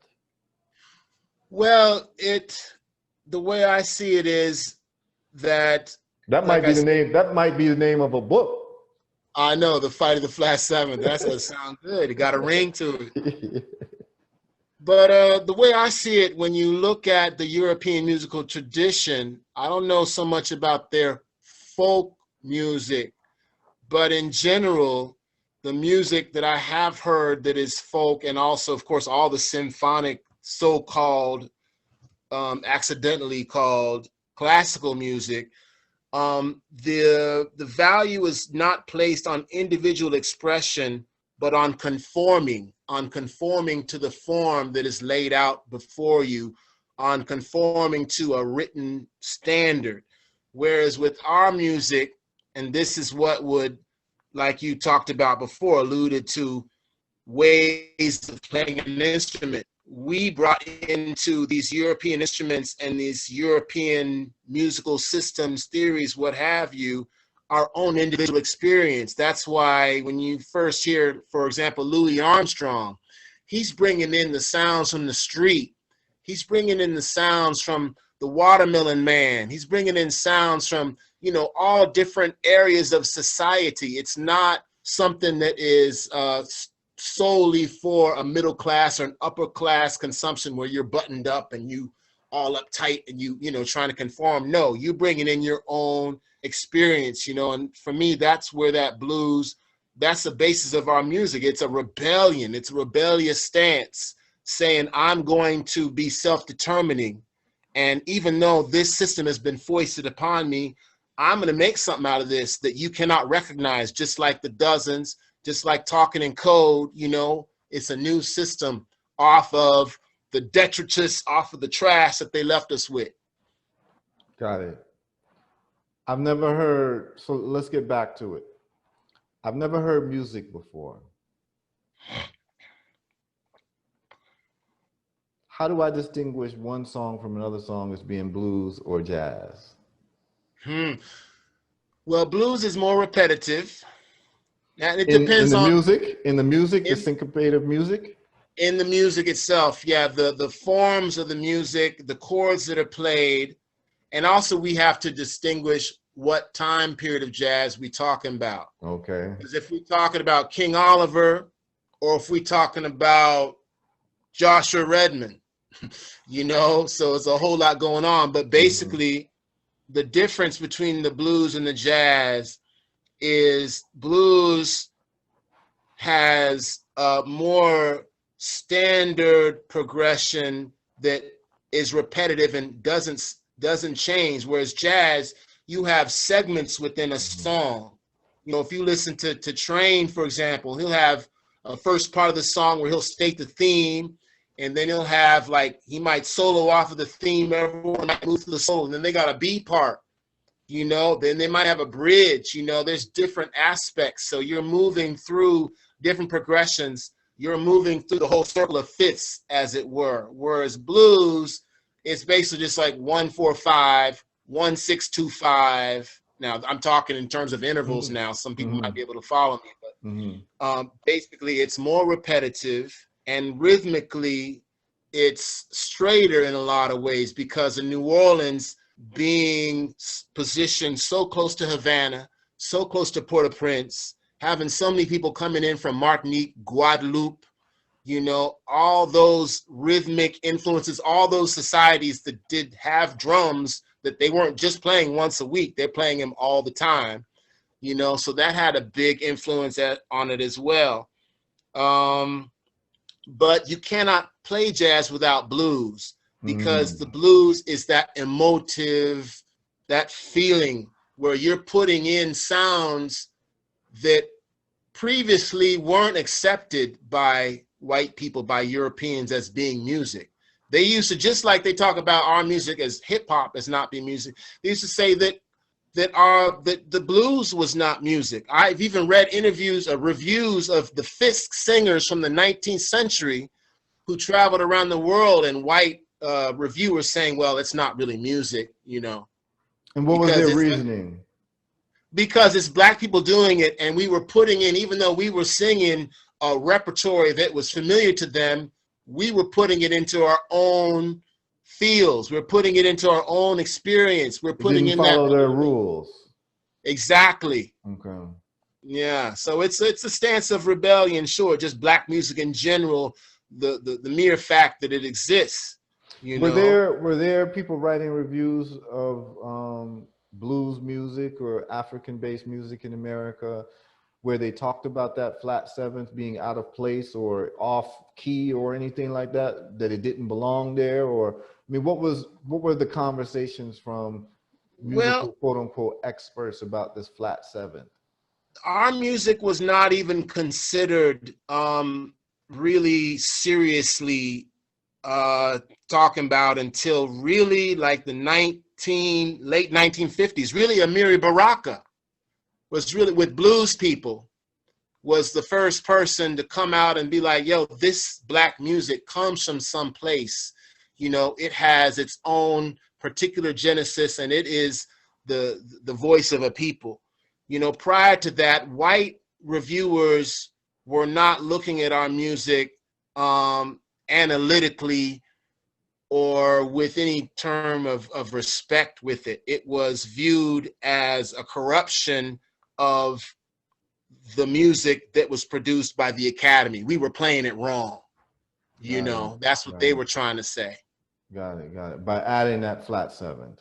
By adding the flat seventh, by adding the call and response, by adding rhythmic elements, by adding guttural vocal. Like if you listen to Louis Armstrong, he's putting in like all sort of guttural noises in his horn, noises that you wouldn't think a horn would make, and definitely the white players at that time were not doing. Just like Jimi Hendrix now, when he came out with the guitar and the way he played the guitar, he was putting in all kind of screams and wails and all kind of emotions that they couldn't imagine. So it's based on a different standard, a different way of looking at things. But it seems to me that, you know, that might be what makes Black folks' artistic expression that much more pertinent. So for instance, right, part of the point of being an artist is being creative, and part of the point of being creative is being original, right?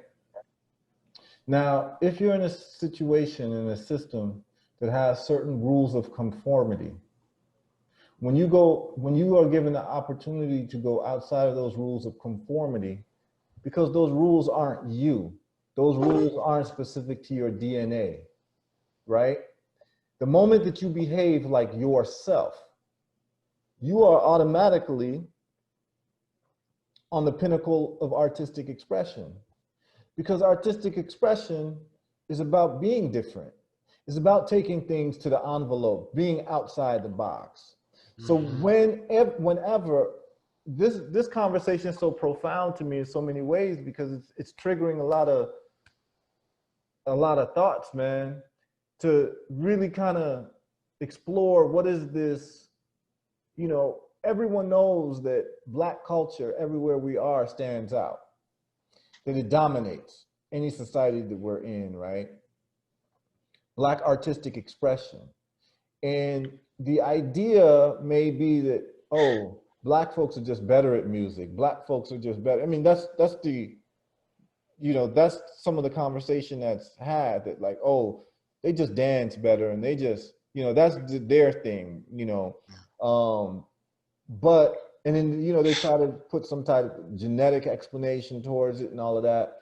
But what if the reason why we are so profound artistically, not that we're profound artistically, is that just being yourself, right?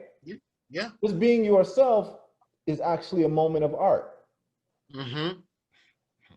Right? Yes. You've actually innovated when there are rules that are not part of your DNA. And the moment that you're yourself, you've become the top artist in your society because you're doing something new and different. Right? So if we lived in a society where we were just, you know, being ourselves and it wasn't this fight that we were getting, the dramatic nature of the difference between us artistically within societies may not be so dramatic. Because it would be normal to be African. You see what I'm saying? It would be normative, like that's just a normal thing. Everybody does this. Everyone plays the blue note. We don't even call it the blue note. We just call it the note, a note, you know? So in a sense, our artistic genius may not be artistic genius. You get what I'm saying? Yes, being in calling artistic genius is that because it's different and outside of the rules, but we are necessarily going to be different outside the rules because number one, we didn't make the rules. Those aren't our rules. So what they're calling genius is just us being ourselves that is basically different than what the so-called European norm is. True, true. I mean, we didn't have a concept in our music of art. Art was not music. Art didn't exist in the musical realm. Music was part of what we did. It was part of our culture, our system of informing, of education, of survival. You know, my man Baseku Kuyate, Jelly Ngoni from Segu, from Mali, he talks about prior to the French giving the so-called independence to Mali in 1960, there was not a category known as artist. Didn't exist. If you played music, you were a Jali, you were a griot. or you sang in the mosque, you know what I mean? But if you were someone like a noble, it was unbefitting of you to play. Ali Farka Toure used to tell me all the time when he first started to play, they bound his whole arms up for a year and a half and shipped him off to the traditional healer because he wouldn't stop playing music. They're like, you're a noble. What are you doing? You're supposed to be out here farming and ruling. You're not supposed to be out here playing like the griots, but he wanted to play music. So we had to hide it for years that he was a musician.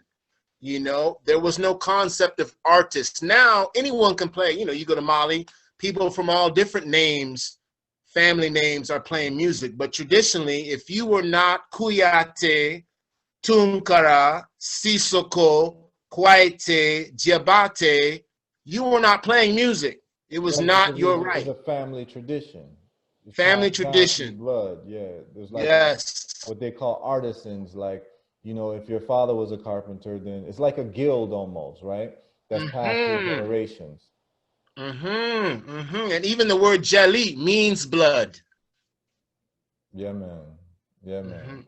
We're gonna get to the African continental side of things that kind of pieces things together, and I want to hear about your journey and the revelatory aspects of how you got to understand us more on a global scale when you went to Africa, right? Because I would imagine you're seeing what you're seeing in America, you're trying to piece all of that together, and then probably you had some light bulb moments when you hit the continent to understand us in America in a more profound light, and then to understand us on the continent in a more profound light, to be able to see that, which many people don't even get that opportunity to do, right?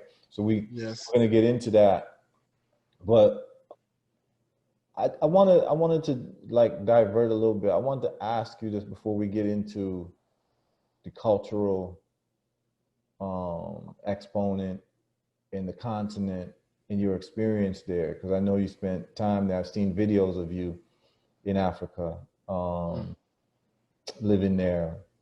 But I want to ask you this question, and this is something that I've been really debating in my own mind. You know, music it really is math, right? That's what music is. It's the mathematics of sound, right? So I'm somebody who was very good in math as a kid, and then at this point in my life, I started studying math again, right? In terms of engineering and physics, for very particular reasons in terms of what I think Africa needs to do to get to the next level. And philosophically, it's come to me this question, and I'm going to ask you this about math, because you're a scientist. You're into marine biology. You have a scientific approach to what you're doing. Is that the question is mathematics discovered or created?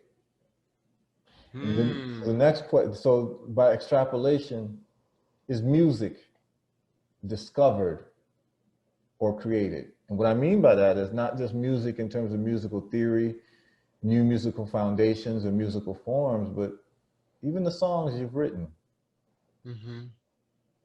Did you discover the songs, or did you create the songs? I always feel like I discovered the songs, that they already existed, and I'm kind of peeling away the layers to reveal it. Yeah, that's heavy. Yeah. That's heavy. Yeah, and it feels like that. You know, when you come upon a melody, it just feels right to your soul. You know, it's not of you. It's kind of like a child, you know, it comes through you, but it's bigger than you are. Yeah. So you believe also that would apply to genres like blues? I feel like blues always existed in the ethers and it just came down through somebody. Jazz came down through somebody. What role does that human being play? Is that human being strictly a vessel? We're a vessel, but we're a vessel that adapts to the changing times, because blues could only have come about well, in the American context of the aftermath of the Civil War, the end of vaudeville minstrelsy, the beginning of Reconstruction, Black political power in the South, you know, that all gave us the blues, you know.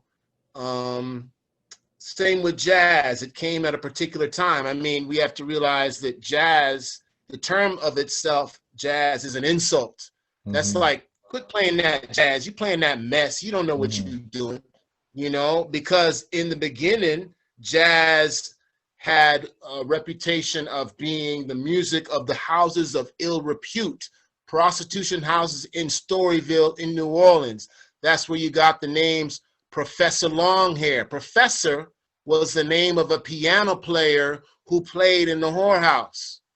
Jelly Roll Morton, he was a professor, you know what I mean? So that comes from a specific place. But to answer your question, the root is the rhythm, the African rhythm, the human expression, putting in all those sounds that are not naturally in what the European would describe as music. And then the vocal delivery, the melisma, you know, the melismatic singing, where we're singing these quarter tones, these half tones that you cannot notate that music, you know. That's why if you're a guitar player and you go to the guitar sheet music and you want to learn Jimi Hendrix, there ain't no notation for that. They'll sell it to you and say it is, but you can't notate our music. It's not possible. Okay. What is the role? Have you looked into, I'm sure you probably have looked into as a guitar player, what is the role that Moorish culture played in the development of European music, particularly, you know, you have Spanish flamenco music? Great question. Well, you know, the music of the Iberian Peninsula is really North African music to my ears. You know, you look at the so-called Moors' occupation of the Iberian Peninsula was 700 years, you know, and the flamenco is obviously an outgrowth of that. But if you listen to Tuareg music, the music of the Amazigh, the Tuareg people in the desert of Algeria, Tunisia, Morocco, Niger, Mali, you know, that music is ancestral to the flamenco. And there's scales that I can hear a lot of the same sounds, you know, and that's why when you get, say, a Malian musician or someone from Morocco, you can easily put them with a flamenco player. It's like the same thing. And curiously enough, you can also get those people with Celtic musicians. The music of Ireland, Scotland, and Wales has an African root. That music comes from Africa. When you put those people together, they can really meld together well without knowing a common language. So there's an ancient root there as well. And a lot of that has to do with, and this is going back in history, but in the end of the 16th century, the Spanish Armada shipwrecked the whole Spanish Armada. I know you know this, shipwrecked in Ireland. That's where you get the Black Irish from. The Black Irish are Moroccans. They're North African root. And that music is what, you know, came into, infected the music that was already there and made it something totally different so that they can play with these Northern African and Iberian musicians now. You know, a lot of the same scales and rhythms. So then I know that the Celtic music ends up informing hillbilly music. Yes, it does. Very much so, because bluegrass, right?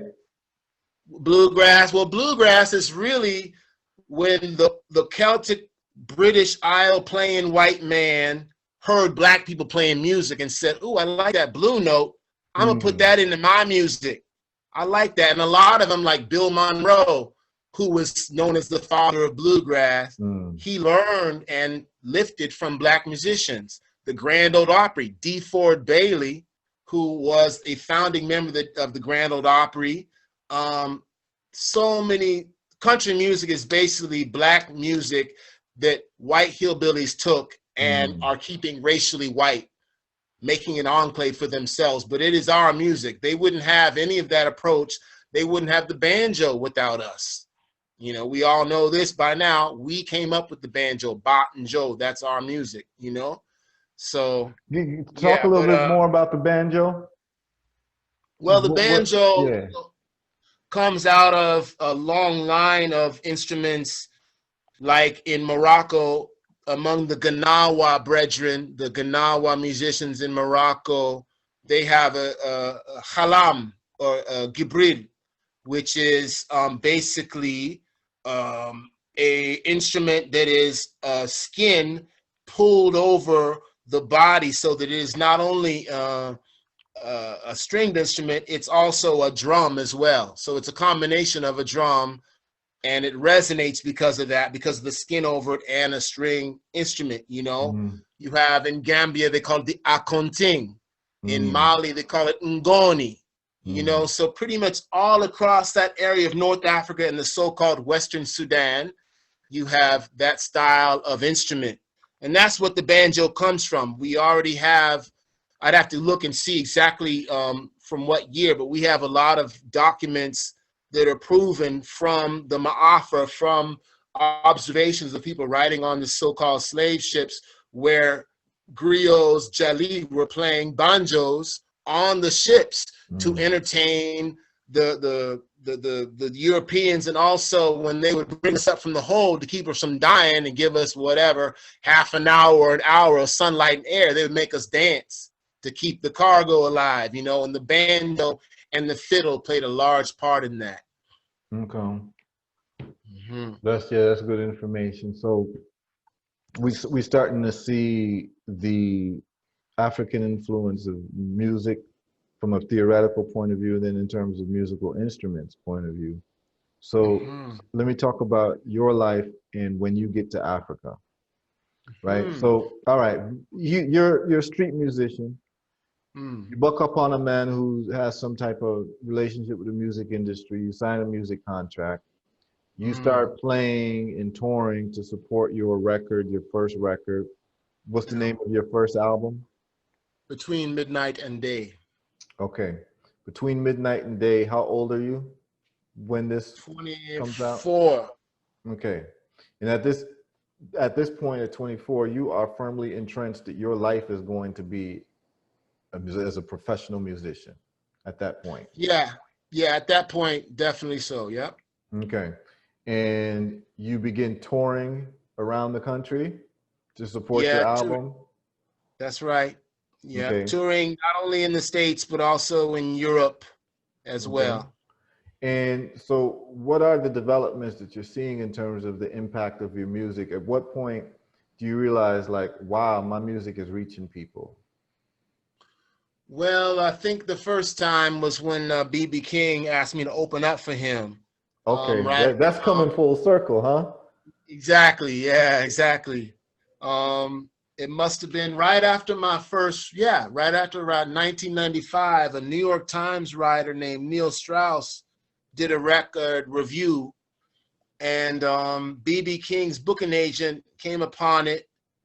And I don't know how he heard my music because we didn't have internet then. I don't know how he heard it, but he read the article and told BB about me, and so BB brought me out on tour to open up for him. So when it was all done, I did about 75 different shows with BB King. Okay, so So that's let's really let's gave talk about that. my Let's talk root about in blues.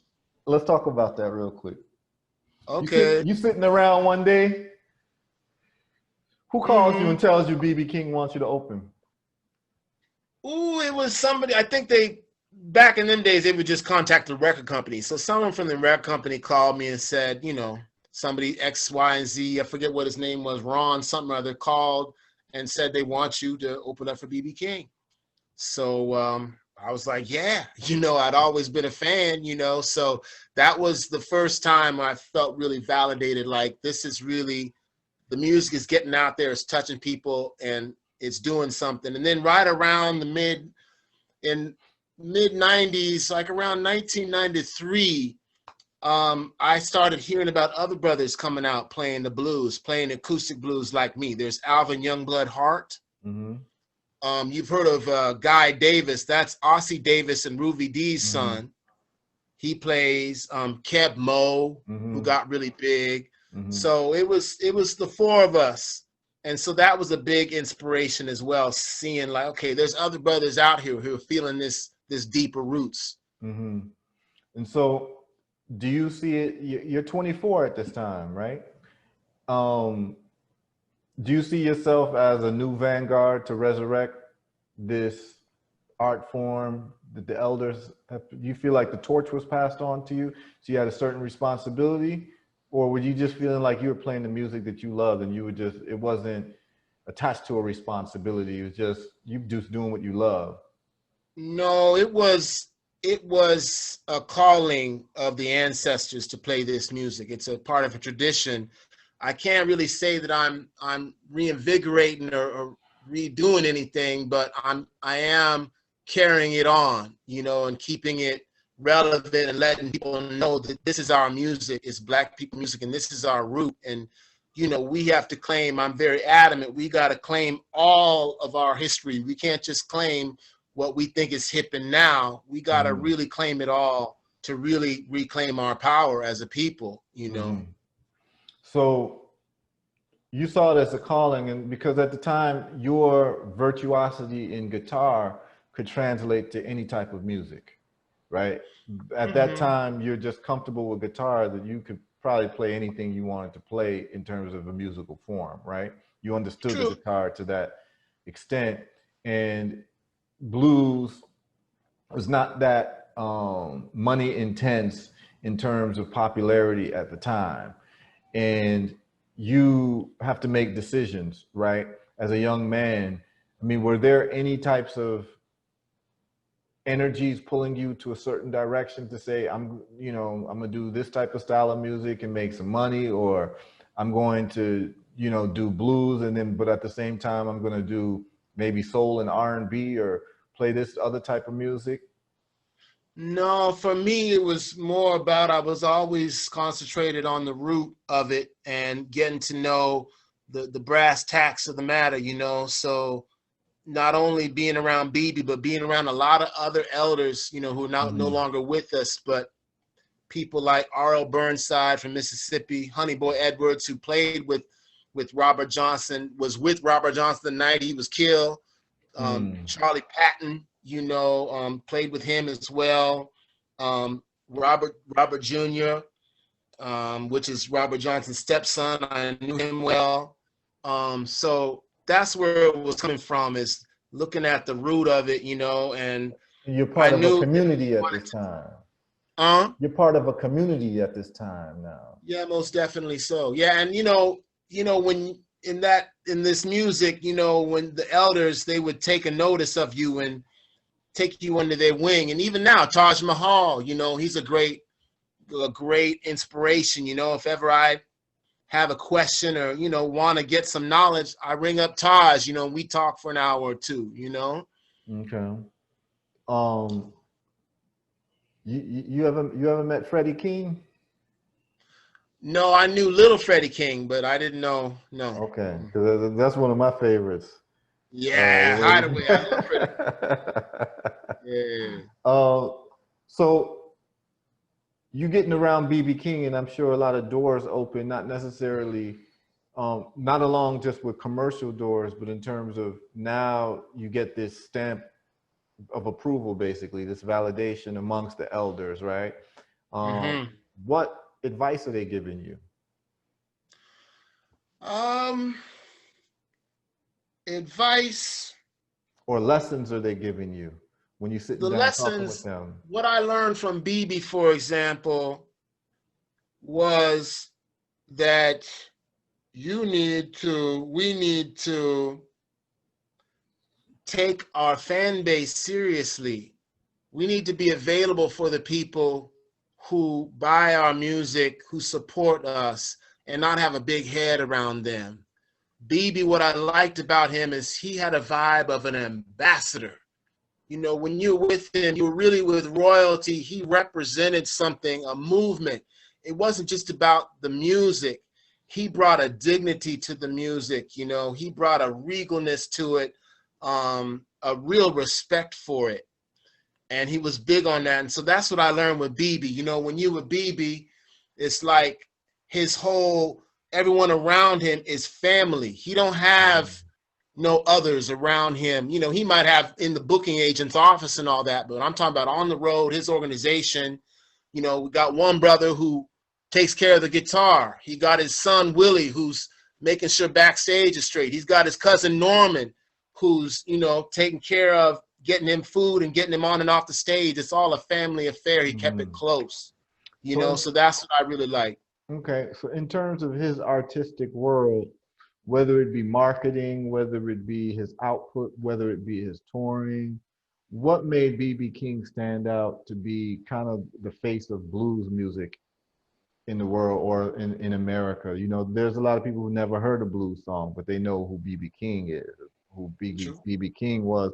Like, what, in retrospect, if you can look back, what did he do that was different than other blues musicians that made him so much of a household name as opposed to someone else who's just as talented or had, you know, even more output? What did he do? Or what type of luck did he have, or whatever? What happened in his life that all of a sudden catapults him to national consciousness? BB, what is significant to me about BB is he synthesized a lot of the different streams of Black music into his own expression that was a modern approach. Now he had people who influenced him. If you were to talk to him, he would tell you T-Bone Walker was his influence.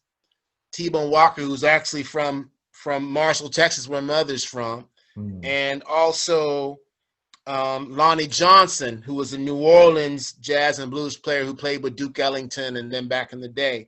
BB took all that and put that urban, jazzy, dignified presentation with a country sort of feel as well, the emotion of the rural people, and he put it into one package, you know. His approach to the guitar also was quite revolutionary. He had a way of doing a vibrato without the vibrato bar. He just did like this with his finger, and it sounded almost like he was playing a slide. It sounded like a woman's voice, you know. So that was his, for me, that was his contribution. He synthesized that country feel, but brought it uptown, you know, because when you look at it, he was kind of an anomaly from his generation, in that he was listening to sounds that were further afield than just Memphis, West Arkansas, northern Mississippi. You know, he had a vibe where he was listening to Ellington, Cab Calloway. He knew Charlie Parker, you know what I mean? So he had big ears, as they say. Okay. So you start touring with him and you start seeing his work ethic and you start seeing his schedule. You realize that you in this thing now on a very serious level. And basically, how much time are you spending on the road? Well, the first many years, I would play probably about 200 shows, 150 to 200 shows a Wow. year. For years, I did that. Yeah, so it was a lot. How do you feel about that? How do you feel about spending so much time on the Well, road as a looking back, musician? you know, I'm in a, well, yeah, it was, there's certain sacrifices to being on the road because you can't be around your family, you know. As far as your health, you really have to be vigilant about your rest, what you're eating. If you're someone who's prone to addiction, it's not a good idea to go out on the road. I've seen a lot of musicians fall because of that, because, you know, a lot of us musicians have bad habits of one way or another, whether it be food or whatnot. So, you know, those aspects of the road was a challenge. But at the same way, you know, I've always been someone who is taking care of my structure and tried to eat right and exercise and all that sort of thing. So, you know, when I look around, musicians that I know who are my age or even younger, some of them are even dropping off and dying now. If you haven't taken care of yourself, by the time you get to my age, 50, 51, it might be a wrap, you know? So it was definitely an education learning how the whole movement, your way of being, your lifestyle can contribute to the type of music you're playing and how you're expressing yourself. Okay. And so, as a blues musician, Yeah. you find, and you're traveling, and you're one of the top blues musicians in the country. What are you seeing about the music industry?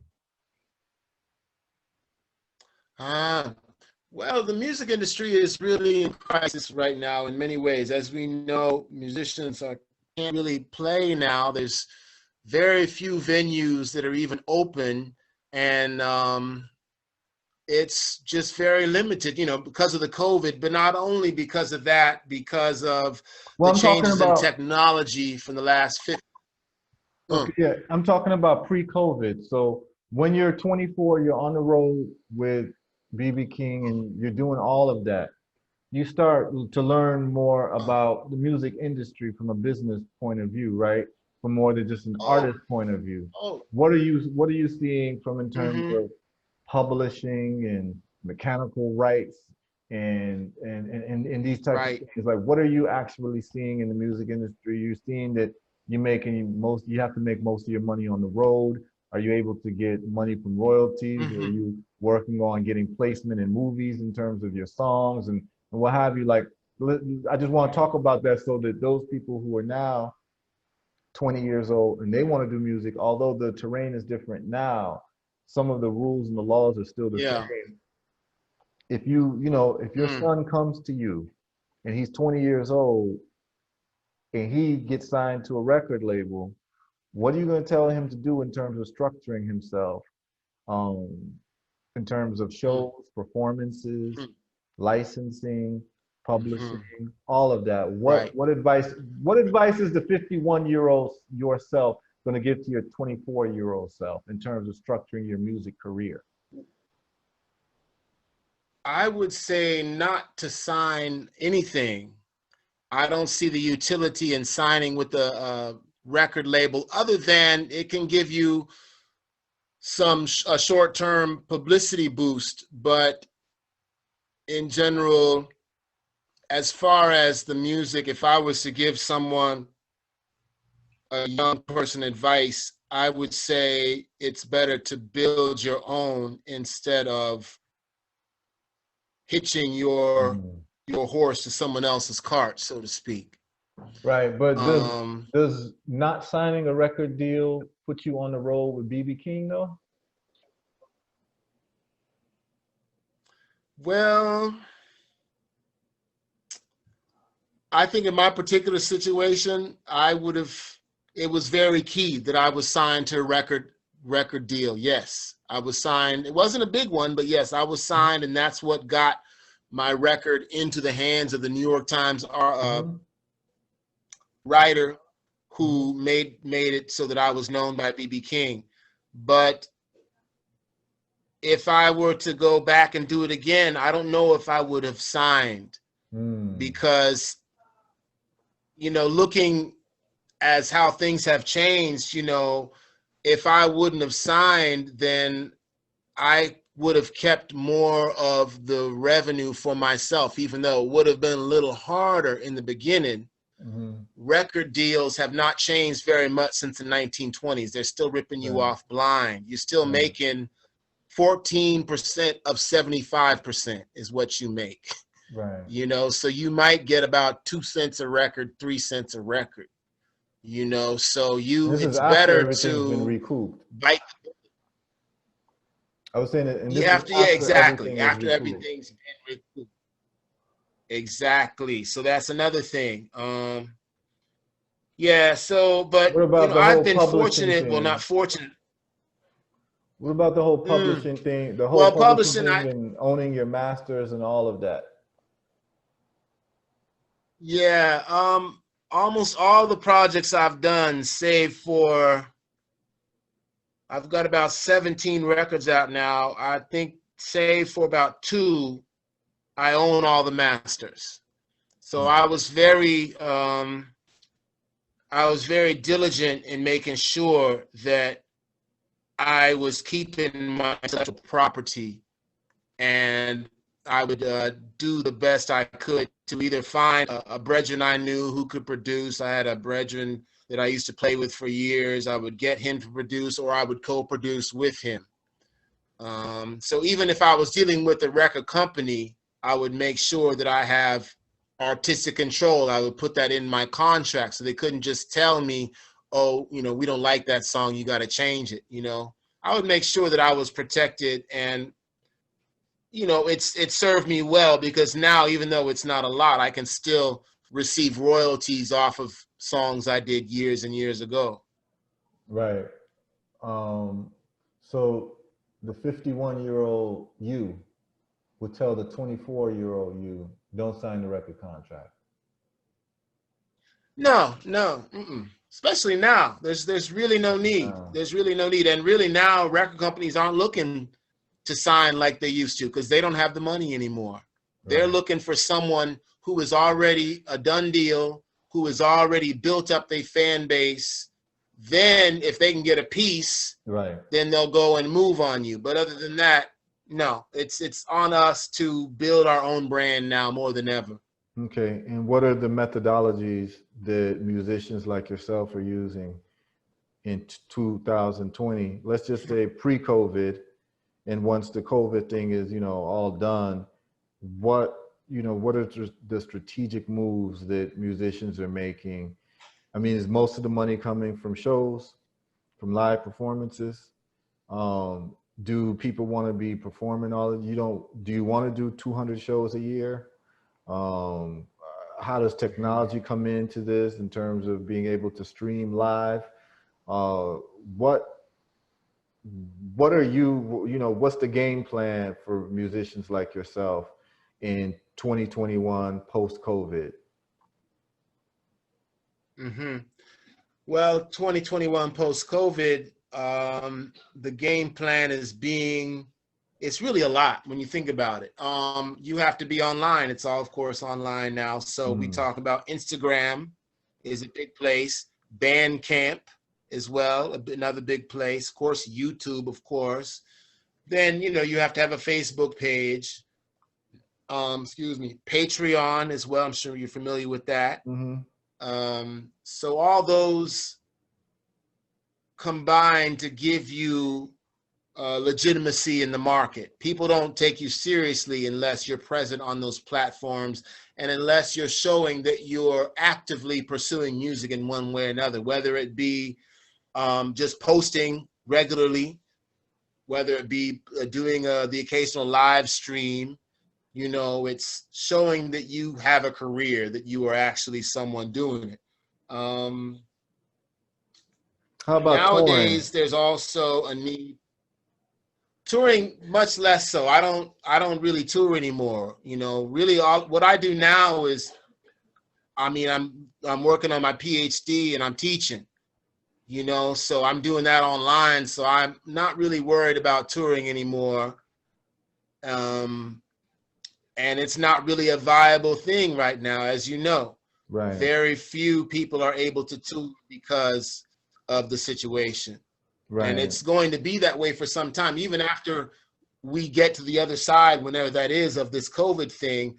A lot of the venues that were around will have gone out of business. Right. So it's only going to be the venues who are owned by the super wealthy are going to be available, and those ones are going to be looking to make money. They're not going to be looking so much to be nourishing or supporting a scene. Got it. So whereas what before, about there's. No, go ahead. I'm sorry. Well, I was just saying, before there was much more of a network in the United States and Europe of clubs that were kind of labors of love. They weren't owned by rich people. They were invested in creating a scene and just making it so they can pay the musician. And, it was more about the music. Whereas now I feel it's going to be much more cutthroat if you want to do it on the commercial track of, viable venues. Either that, or I do foresee people doing more house concerts, smaller, intimate, smaller settings. But all those depend on you, the artist, cultivating your your audience online through an online presence. Okay. What Yeah. about blues festivals? Are we doing any more blues festivals? Or are you done with that?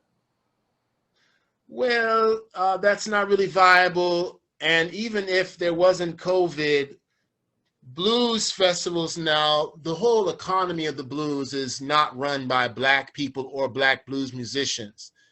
As with entertainment industry as a whole, it is run for the economic benefit and the glorification of white people for the most part. Right. So, you know, you have the situation now where you have many blues festivals around the world where they don't even see a need to have us, any Black musicians at all, or they might just throw us in as a token, you know, because and the reasons why, if you want to know why, I would say part of it is that we have not retained or cultivated that economic control of the industry. We've relinquished it as something to make money to white people, and then they own the largest mass media modes of transmission, you know, that we don't have as of yet. So So yeah, you'd have liked to see more of us as promoters of blues festivals, our own blues festivals? not only so much that I would, yes, I would, but I think what is in need now is for us to do festivals of Black music and to show the totality of the Black musical tree and stop focusing so much on genre and think about culture in the music, because genre is where we get tripped up. And, you know, a lot of times people will think, you know, right now, if you think blues, a lot of people might as well, a lot of them will just as quickly think of a white artist as they will of a Black artist. Blues has been, because of it has kind of been economically excised and cut out of our community, and part of it can be that we have given up some of that control as well, willingly, because of complexes of trying not to be too Bama or too country or too, you know, there's all that too. But also that white people, they look at the music from an economic standpoint, and once, look at what happened to reggae. Once they realize, oh, we don't need them, and our own people are going to support us, well, forget y'all. You know, like a brethren of mine, Peanut, Chris Whitley, played keyboards with Joseph Hill until the day he died for 20 years. When he first started touring, he's like, you know, we was in tour buses going around the world, living well in big shows, you know. And he said at the time, these little white bands like Groundation, Revolution, The Green, all them, they would open up for free, cultivating their fan base. And they had, of course, the economic means because of the positioning of white people in America. Many of them had rich parents, so they could afford to tour at a loss for 5 years and cultivate a community, get up an email list. And now we see where that leaves us. You know, now they have taken over the scene. Right. So, and you mentioned reggae music, and you know, generally you're known as a blues musician, but you're also a reggae musician. So let's talk about how you got into reggae music. I know you said you had your pastor who was Jamaican. So when did you fall in love with reggae music? When did you start playing reggae music yourself, and when did you start recording reggae music? Well, coming up in our church, there was an older lady who I called my grandmother, who had the last name Harris, but she wasn't actually related by blood, but I knew her as grandma. She raised me when I was really little, spent a lot of time with her. She was from St. Catherine, from Jamaica. And so, you know, the first food that I tasted outside of my mother's house was Jamaican food. Okay. You know, and so then from there, you know, we had the pastor at our church, and, you know, he gave me some Bob Marley. He had like some Bob Marley records. He gave me Survival and some other records I remember. And he saw that I was growing my hair, so he just asked me if I knew about Rastafari. Do you know anything about what the locks mean? You know, encouraged me to check it out, you know. How old are you at this time? I was about 14, 15. Okay. my sister had a boyfriend, and he had dreads too, you know, and he encouraged me to really look into the culture. But he wasn't a Ross, but he was still connected with the cultural movement. So that affected me a lot. So really right around the age of about, I guess, well, really, you know, I remember when Bob passed, we already had his music in the house, 1980. So really it's through my sister. She had legalized it, and she might have had one other record, you know, so that's what really. Your sister keep popping up as a huge catalyst. Yes, indeed. Indeed. So, yeah, I would say I first started trying to figure out how to play Bob Marley songs like right around 15, 16, you know, just liking the message, and, you know, it resonated with me. And as far as really playing reggae music, that was several years later. I really would always, I had big ears, always listened to a lot of different things. And of course, living in Africa, you can't get away from reggae, you know, especially in Cameroon where I was. So it was, I guess, around 1997, 98 when I first started really trying to play reggae music and writing songs that were not strictly blues, you know. And then as far as recording now, my first album that came out, which was a reggae music album all the way, was called Zion Crossroads on the Telarc Records label. That came out in 2007 or so. Yeah, right around 2007. And for me, you know, it wasn't, I've always looked at it, it's black music, you know, and it's, we got a black music tree, and I'm just expressing different branches of it, you know? Yeah. So, and a lot of that was also informed by, I spent a lot of time with Olu Dara. You know Olu? Yeah, so he, you know, yeah, so he really affected me a lot because he had a similar outlook, you know, coming from Natchez, Mississippi, and then becoming this virtuosic trumpet player with Art Blakey and them up in New York. And then he had Nas, you know, and, you know, all of that influence too. You know, Olu also wrote plays and everything. So he had a band that they really had a synthesis of black music. He had a Congo player named Masamba, who was from the Congo. The guitar player, Brother Kwati, he played High Life. He was from Ghana. So they synthesized that New Orleans, that jazz, that Africa into one movement, you know, kind of like similar to Taj did on some of his records too. That influenced me, Taj Mahal. So reggae and getting to reggae was part of that. It was just part of me realizing my positioning in the world as an African and wanting to use an art form that could communicate to my people no matter where we were. I mean, wherever you go, from Virginia to Ghana to Ethiopia to Papua New Guinea to England, you got reggae music, you know, and it's all based on blues. If there was no blues, if there was no soul, we would have no reggae. We'd all be listening to Mento. Right. Now, what's very interesting to me is that I spent, I would say, probably 10 years out of my life. Is it 10? 10 years out of my life as a professional poet. I traveled a lot as a spoken word poet. And as a matter of fact, that's how a lot of people know me, is as a poet. They don't know much about what's happened in my life as an entrepreneur and the things I do now. And it always became clear to me as a professional artist that there needed to be some type of bridging of the gap as a Pan-Africanist, right? I think it was very interesting to me is that there's some similar thoughts and applications between some of the things you've done, what I've done. And what I wanted to do is I wanted to form an art form that was fully Pan-Africanist. So I don't know if Jelani ever had a time to talk to you, but I've written a treatise about it, and I'll share it with you. It's really an art form that I came up with called spoken dub.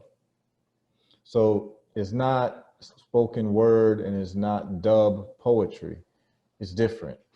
And what spoken dub is it mixes the oral spoken word trance tradition of West Africa. In Africa generally, where you have what they call, the jelly or the jolly kunda, or what they call a griot, who is tasked with being a historian of the people, and also the poet, being able to tell people's history as long as it takes. Sometimes it will take hours, but in a very artful and creative way. And that's just a tradition we have on the continent. And usually it invokes trance in certain ways. And so I had this very kind of aggressive style of spoken word poetry, um, that many times I felt like I would fall into a trance while I was doing it and feel very exhausted afterwards, in terms of physically and in my spirit. Any musician who's given it up knows that, how you feel. Your soul is drained after like a real serious performance, right? Um, so what I wanted to do was I wanted to create this spoken word continental tradition mixed with the Caribbean tradition of roots reggae, mixed with the African in America tradition of blues. So what would have is you'd have those elements. You'd have the reggae music, you'd have the spoken word, and you'd have blues guitar. And that's how your name came up with Jelani, because Jelani was my producer. So we produced some tracks. We haven't fully released everything, but we've produced some tracks. We did one that we have a video for. I'll share it with you on YouTube. It's called Queen Nzinga's Right for Revenge. And it's spoken word poetry with roots, the one drop reggae, because I'm addicted to that one drop. I'm addicted to that. And then the blues guitar, which I'm also addicted to, that virtuoso blues that's talking to you. So I put that together because what I wanted to do was, what I've said is that I wanted to reverse the triangular so-called slave trade, right? Where we were broken apart. And part of that is also comes from the Osarian mythology, right? Where the limbs were taken apart of Asar, and scattered around the world, right? And then his wife, Aset, or so-called Isis, puts the limbs back together. And when the limbs are put back together, he's resurrected, right? So I always saw that as a metaphor for what happened to us in the diaspora, that our limbs were taken apart and we were scattered to different pieces of the earth. And it would take a feminine creative energy, because most of the time they say that creative energy many times is feminine. And it's a feminine aspect of creation, because life is created in the womb of the woman. So I saw spoken dub as this force that would put the limbs back together to unite, black folks in America with black folks on the continent, black folks in the Caribbean. But what's so like pleasurable about hearing you is that, it seems that that's what you've done with your life. In a very Pan-Africanist way. You have a brother who's born in Colorado who embraces music, and the root of music for America is blues music. That's the root, right? So you dug deep to the foundational core, which then leads you to also linking up with the whole reggae music vibe, and then you go to Africa in a full circle. So it's like your life, in a way, has mimicked this roadmap for spoken dub that I'm talking about, by at least uniting within your life experience these black experiences. You know what I'm saying? The Caribbean experience, the Black American experience, the African continental experience. So like hearing your story, just like, it really makes me smile deep inside, because that's what it's all about. Yeah. To me, that's what it's all about. Us Yeah. putting the pieces back together through our Yes, lives man. and Yes. having relationships with each Mm-hmm. other on different parts, and not letting water separate us. Mm-mm. You know, and you've been doing this. You've been doing Mm-hmm. this in your musical life. And so that's why at this juncture, I want to get to you going to Africa. Mm-hmm. Talk to me about you going to Africa from the first time, and you going to Africa for however many times. Because I know also when I started following you, remember I was familiar with your name and your music in the 90s, but I Mm-hmm. started following what you were doing. Um, I had come up on a video, a reggae video you did on YouTube.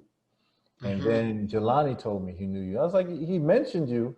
And I said, yeah, I know who that brother is. He said, oh, yeah, yeah. Brother plays some serious blues guitar, man. Maybe, y'all should meet and maybe he can do something, on one of these tracks. I said, man, that would be great. And then he told me about the McCarthy Genius Grant Yeah. and Yeah. you going to Africa to do, work around that. So Yeah. did you go to Africa before the Genius Grant? Oh yeah, yeah. Okay, so let's talk about that. My first time going to Cameroon was in 1990. I spent a Oh. semester in 1990 in Cameroon, and that came out of I was living in France, and at the University of Nantes, you had a lot of different African students, and there And what was did you one go to school brother there I knew. for? We were just, it was like a study abroad, semester abroad thing. So it was like general studies. So I learned French, of course. That's how I Mhm. learned how to speak French originally. Um, and then there was a brother I knew, he was mixed. His father was from Cameroon.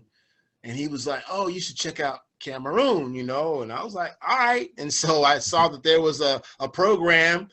So I applied and I got in. And so I went to Cameroon for that semester in 1990. And then I applied for a thing called the Thomas J. Watson Fellowship, which is given out by IBM. So I got that, which is basically for a post-college study abroad year. And my goal was to learn about the roots of Black English. That's what I wrote about. So I wrote Mm. about how we started to speak Pidgin English, how Pidgin English led to Creole and Patois, how that led to Black English, even Gullah English in South Carolina and them places. So that was my thing. Um, Can you give me some examples? yeah, like for example, in Pidgin, for example, if someone is, you meet someone, you say, how for skin? How is your body? How is your skin? If you're talking about your girlfriend, you say, Namakol hadat, Namakol hat, she Namakol hat. I mean, she cools my heart, you know? So the whole concept of cool and coolness, that's an Mm. ancient thing in us, Mm. you know? Um, Different things, like if you see someone working, you say, Asha ya, Asha for work, which means, yeah, I'm sorry you're working right now, but I'm Mhm. giving you strength, So different things, I just started to put the pieces together to realize, like, the way we speak is not because, like, this goes back to music theory. We know what we're doing. We were given this system and we said, nah, this is how we're going to do this. So Right. that's where the Pidgin, that's where the patois comes from. Yeah. Okay, cool. So you get there and you start studying language when you go to Yeah. Cameroon, right? In which Yeah. part of Cameroon? I know that Cameroon, you have the English section and then the French section. Which part of Cameroon were you I living? was mostly in Bamenda, which is in the Northwest province. There's two English-speaking provinces, North and Southwest. Mm. I was in Bamenda, in Bamenda. I did spend some time in Yaoundé in the French-speaking part. Mhm. I took classes in Yaoundé at the university there, and also I spent time in Chong, which is near Bafoussama in the western part of Cameroon. But I traveled all over the country except for the deep south. I didn't go to like the rainforest, but I went up near Lake Chad to Ngaoundéré to Maroua. So Um, what's your politics at this time? Like when you're in France, right? This is a brother coming from uh, America. you're in France as a study abroad, gives you the opportunity to go to Africa, right? What's your Mm. world view at this time before you go to Africa? And then I want to talk about Well, what you felt when you stepped foot into Africa for the first time. I was really, politically, I was interested in the third world, so-called third world, through when I was in university. Now, I spent about a month in the Soviet Union in 1988 during Yeah. perestroika and all that. I was a Russian Okay. student. I studied Russian for a year and a half Wow. in college, Wow. So when I was in Moscow now, I came across brothers from Trinidad, brothers from the continent. I was like, I didn't expect to Wow. see it. And at this You time know, you're still and you're doing music. You're doing street music still? I wasn't, I didn't, one time I did play on the street in Russia. I did, Okay. but I was playing guitar. I brought my guitar over there, but I was a student. I was studying Russian, but that's what really get me to see, wow, there's a whole so-called third world of people who are being courted and really used by the communist systems in Europe. Hmm. But it gave me a whole different perspective on the Black diaspora. Being aware as I was already, I knew, we were in the Caribbean. I knew we were in different parts of the world, but something about being there and seeing the political involvement of Black people in the systems of communism and Marxism, and then coming to those areas, learning, and then applying that knowledge to Africa, that really inspired me, so really that's where a lot of that realization came from. That global outlook, Hmm. was that really that time when I was in Russia, just meeting brothers over there. Okay. Would you have called yourself a Pan-Africanist at this time? Yeah, I think so. I would have, I even, one of my songs I wrote was called Ethiopia, so Okay. I was even consciously trying to put a Pan-African thing into the blues that I loved, when I was listening to Nyabingi music, I was listening to Mariam Makeba, Okay. King Sunny Ade, Fela Kuti. I listened to a lot of Fela, so, and I think a lot of that had to do with the music, especially Fela, and also when I was in Cameroon, a brethren of mine who is an artist, anyone should check him out. He's passed away, but one of my close brethren is named Spi Nzante. Okay. Nzante is the family name. First name is Spi, Spee. Spi Nzante was a great, great, great painter from Cameroon. To me, he was like the visual arts equivalent of Fela Kuti in Cameroon. He said things with his art that if people said it with their mouth or with music, they would get thrown in prison. And he Mm. even studied in Lagos at the time that Fela was starting off with the Afro beat in the late 60s. So, his art was really infused with that. And Spee also played music as well. I'm still friends with his children. We're friends to this day on Facebook. We communicate all the time. So Is that there was a like big, there's you can see his art online? you can. Okay, and how you supposed to Spee and then the last name Yes. is A N Z Last name A is N. Nzante. Okay, N Z A A-N, N T E. Okay, I'm gonna check him out. Nzante. Spee Nzante, and he's coming from Cameroon. From Cameroon, from Bamenda. Okay, cool. I'm gonna check him out. Mm-hmm.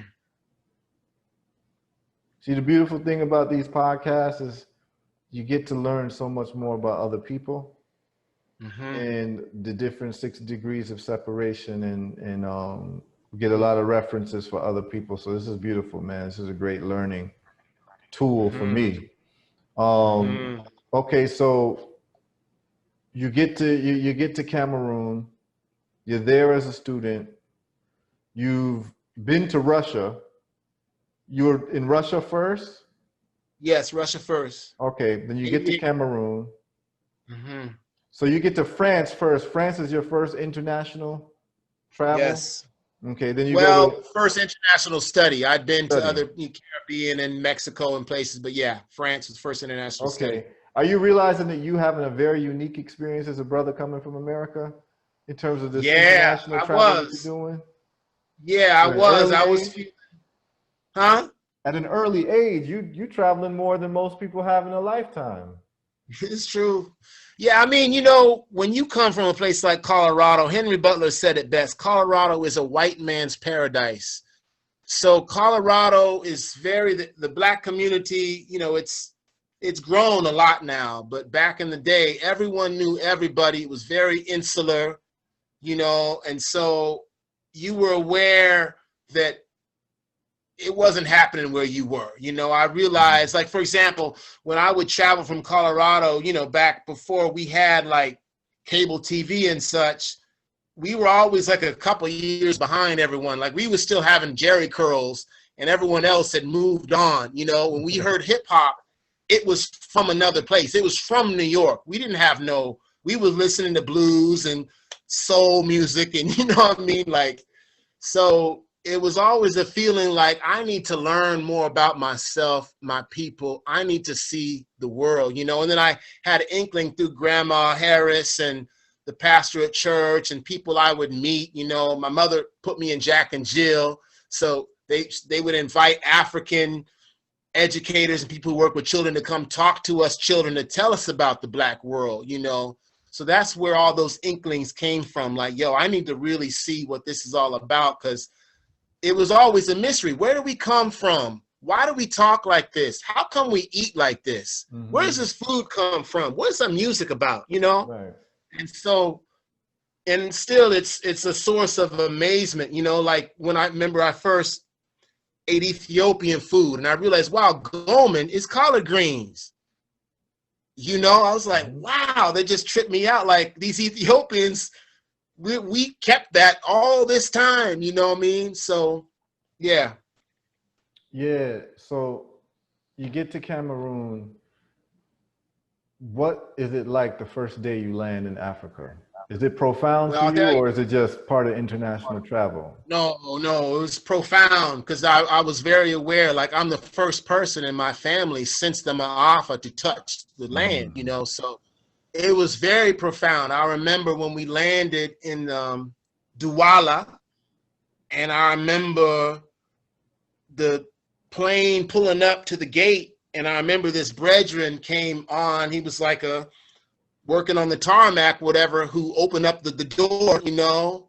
He was there, and I remember thinking, wow, I'm back. You know, I remember just seeing this brother. He was bald, and he was black as a million midnights, and I was like, yes. You know, I just remember feeling like, yo.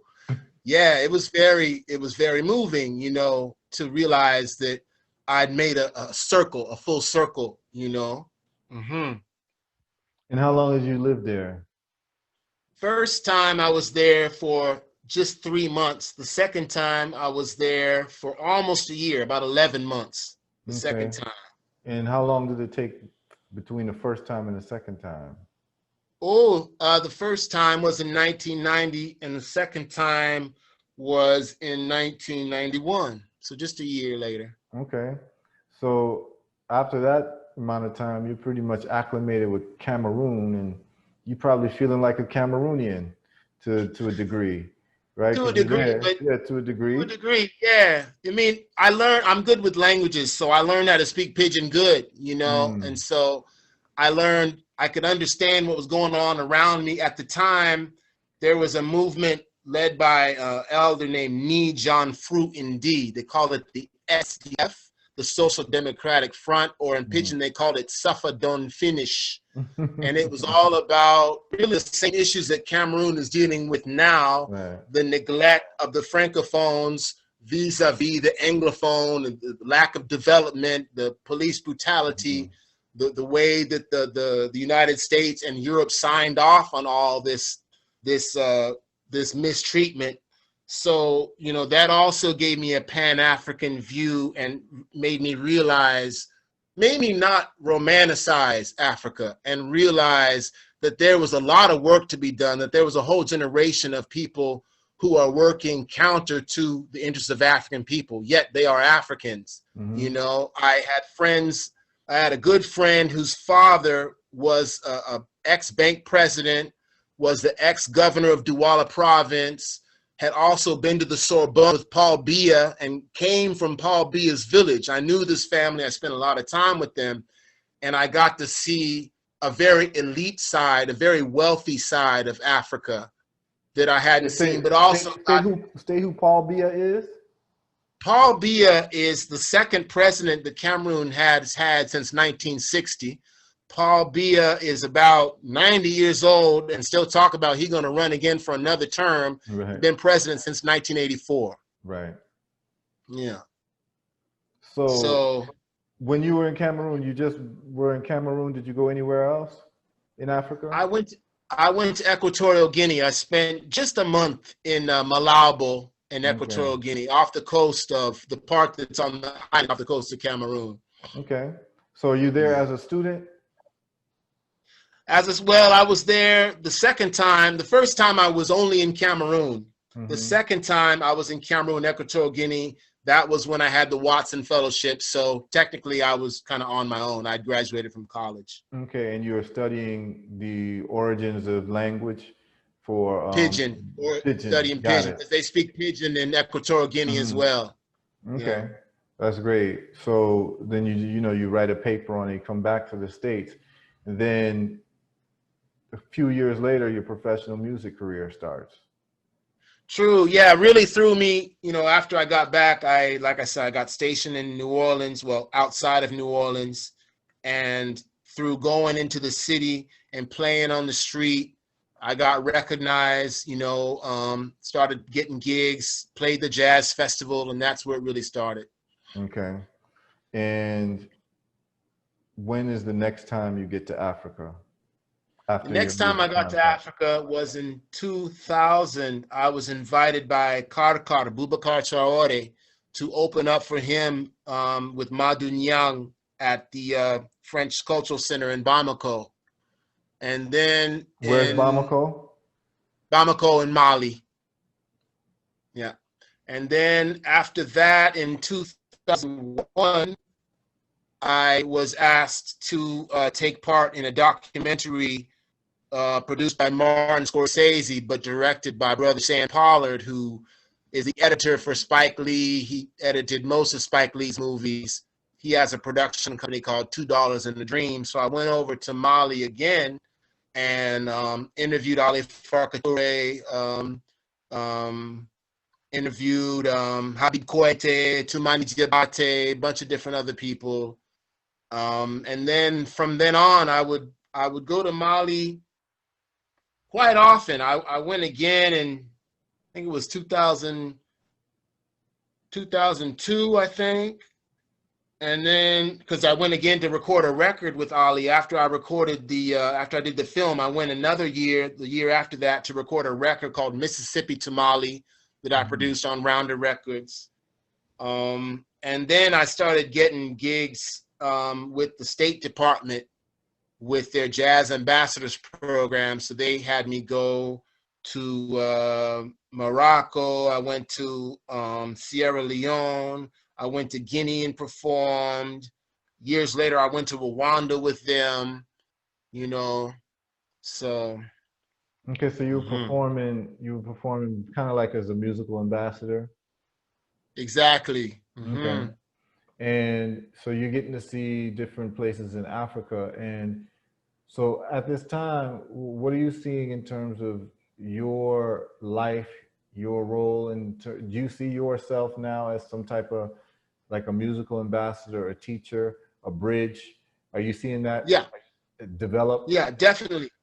Definitely, okay. Because I'm realizing, I'm sure you've seen this, is that those of us on the continent who are checking our music out, they know much more about so-called Black American music, Western music that made by Black people, whatever you want to call it, than we know about their music. Absolutely. So I realized, wow, I almost felt like kind of ashamed, because it's like these brothers, they was breaking it down. They knew all about Train, they knew about Bird, they knew about Muddy, they knew about Stevie, they knew about De La Soul, they knew like every iteration of our music, and I'm like, ooh, you know. You're So trying I to play catch realized, up. You're trying to find out what's going yeah, on. and Yeah, also yeah. I realized also that they didn't really have the fullness of the depth of our music as well. They got what they got, whatever got Right, over there, but they didn't right. have all of it, you know. So I realized this is an opportunity for dialogue. I can learn from them, they can learn from me, and we can make Hmm. something beautiful together. So as far as the guitar goes, you hit Mali. What are you learning? Ooh. Well, I'm learning new tunings, new guitar tunings, new ways of playing the guitar, new ways Mm, of finger picking the mm. guitar, new ways of playing in different rhythms. Yeah. Is anybody else from what you know? Is anybody else that you know of have that type of experience that you have when it comes to guitar and black music and learning the different forms of guitar and string playing from, you know, black folks in America and black folks in Africa? There's one other brother I know. His name is Sule Greg Wilson. Sule Greg Wilson wrote a book in the 90s called The Drummer's Path. Talked about Dundunba, djembe playing, and the spiritual foundation behind Mm, it as well. But other than him, I don't really know anybody else. And he was looking at it more from a drumming aspect, and he's not a mm, guitarist. He plays banjo, and he's a mm, dancer as well. Very, very excellent dancer. mm. So, but he is someone who inspired me when I saw how he was moving. Okay, so you're probably one of, I mean, you know, we don't know everyone who exists and everyone who's doing what. Not everyone exposes what, you know, they know and what they're doing. Sometimes it's a shame because if something happens to them, all that goes away. So, what are you doing in terms of documenting this vast knowledge that you have when it comes to the guitar and black folks Well, worldwide? that's why I'm in graduate school. I've just started studying for my PhD this semester, and my whole intention was to bring it all together in a way that I can not only educate us more about our African roots as it relates to the blues, but also through my own curiosity, bring it full circle and realize the roots of what I'm doing, you know, because I'm always amazed that, you know, I'm sure you may have had this experience too. Many of us do things that we do that we take it for granted. We realize, oh, they do that too. Like when my mother first went to Ghana, she was like, wow, they sweep the yard just like we swept the yard down in the South. Mm-hmm. Or like, wow, when we show up at someone's house, an hour later, a whole dinner's prepared. You know what I mean? Like little things like that. Mm-hmm. So that's that's what I'm looking at now, is looking at jelly music, hunter's music, the moral that is inside the lyric that is so characteristic of jelly music and early blues as well, Mm. how that is all connected and how that serves as social cohesion. You know, our music should serve us, should serve our community, should transmit knowledge and make us so that we're more human, you Mm-hmm. know. And so that's my study right now, is looking at the roots of that. Here's what I would suggest to you, bro. And Mm, I say this with like so much certainty and so much conviction mm, that I think that you would do the world a favor if you yourself had a podcast. mm, Here's here's here's mm-hmm, here's here's what the podcast can do. mm-hmm, Um, in a very general sense, this is the first time in history in the last 20, 30 years that our future generations can actually see what we were doing. Imagine, imagine if you could go back 300 years and see what your great, great, great, great grandfather and grandmother were doing from them talking on video. mm-hmm. Imagine if we had our ancestors who built the pyramids on video talking about their process. See, like this podcast of me talking to you right now, your great grandchildren can actually see what grandpa was doing from his own mouth. Yeah. Not only just reading a book about your biography, but actually seeing you and seeing your facial expressions, seeing how you smile, seeing how you laugh, seeing how you, I'm doing this podcast as a historical record, not just interesting people, but just so to document for my future bloodline what I was up to, my thought process, what inspired me, who I met, who I talked to, the types of questions I asked them, what I was thinking about. You've lived such a unique life that you need to have video of your thoughts and your conversations. Now, the other side of it too, as a musician, people are attached to artists based on stories. You see, when people start to get to know an artist, you know, like back in the day when we used to buy albums, we look at the liner notes and what the person was saying. That's why we like to watch interviews from artists, regardless of whether they're talking about music or not. We want to know about their lives. We want to know about their stories. It draws you in more. And trust me, as the podcast grows and more people see this, they're going to tune into your music because like, damn, the brother lived an interesting life. So it's not just being sold your music, but it's actually being sold your brand based on your story, right? And people becoming more in tune with you based on the fact that, damn, I like the way the brother thinks. So I think it helps you in terms of your music. If you had your podcast, because look at Muta Baruka. He's had a radio show for many years, which is basically a podcast, but it's not video. He's doing audio, but now you can do video. And more people know Muta Baruka now as a radio personality than they do know him as a poet. They found out about his poetry later, which is actually increasing his sales in perpetuity. It's even a marketing tool when you have a podcast. Now, you're doing things from a very serious research point of view. So you're able now to get people on who are the major players of this to talk about what they're seeing. And number three, you know people personally because of your relationships based on your travel throughout the years. How interesting. I mean, if you had a podcast, I would tune into every episode because, no, very seriously, because you're going to be able to talk about the connection between guitar players from the Mississippi Delta to guitar players in Mali.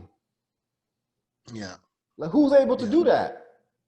Who's able to have that type of conversation and have, you know, you could have a podcast where you got someone from Mali on and someone from, you know, Mississippi who's a blues player, and they're talking to each other about what this, and you're like listening to, and you're able to ask the right questions, and no one has this out.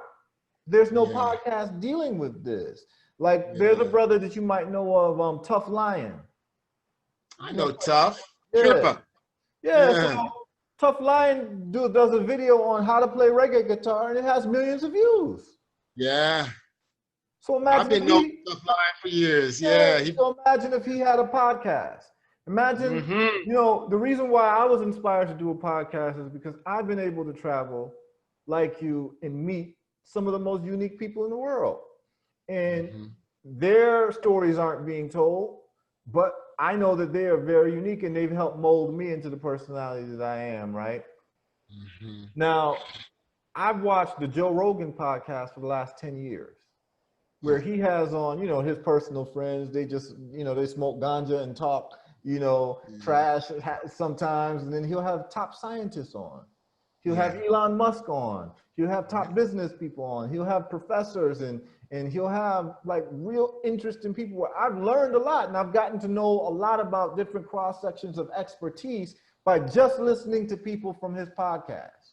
So I'm saying, well, if he can do it now, he parlayed that where I started looking at the income he started getting from it, where he's making over $20 million a month from his podcast. He signed over, really they say 100 million, but I've gotten some inside details. It's close to $200 million deal with Spotify, and he still owns his intellectual property. He just licenses it to them. Yeah, yeah, So yeah, yeah.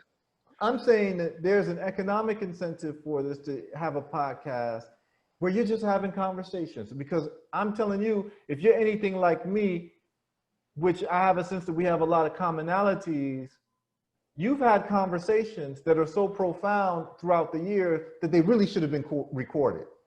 Yeah. True. Right? True. And it's not very difficult to do. Now we have Zoom. So I'm just Mhm. asking you to think about that.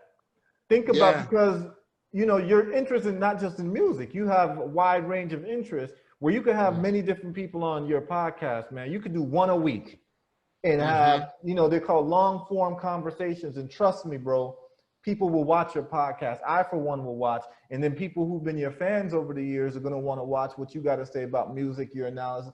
I mean, the small form of it is Facebook posts, Mm-hmm. right? Where we explore ideas and our opinions, right? You're not just posting frivolous things, you're making statements.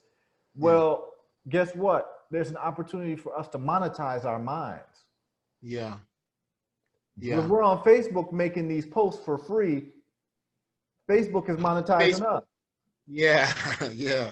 right? But now you can have a podcast where you can actually get paid through, being on YouTube, and they'll pay you. I mean, I know people who've got, bro, I can show you some things of people who, they might not even do conversation. They just post their opinions on the economy or stocks, and they'll just make a post every day. There's a guy named Meet Kevin. I know me, Kevin. I watch Yeah. him. Yes.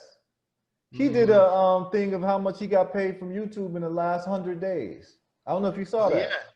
No, I didn't Yeah. see that one. Yeah. He posted that like last month. In the Huh. last 100 days, he got paid $700,000 from YouTube Jay. Yeah. just for monetizing his opinions and his thoughts. Mm-hmm. So what I'm saying Yeah, I is started that, watching him during the pandemic first jumped off. I started watching him to learn about the EIDL and all that stuff. Mm-hmm. so what I'm saying is I'm, yeah. you are more interesting than Meet Kevin. Yeah. No, I'm serious. I think so too. I think so too. Yeah, you've had an interesting life, bro. You can now Mm-hmm. tap in people from all over the world to talk Mm-hmm. about music, to talk about politics, to talk about history, to talk about these things that are very interesting, that you would have a Mm-hmm. core audience. And Mm-hmm. if anything, even if you're making 1,000 a month from it, you're able to monetize your conversations and your thoughts. So I would implore you, even if it's not money involved, I would just implore you as a historical record to really strongly consider doing your own podcast, the Corey Yeah. Hale podcast, because I think that it would provide a service that's not existing. Yeah. Yeah.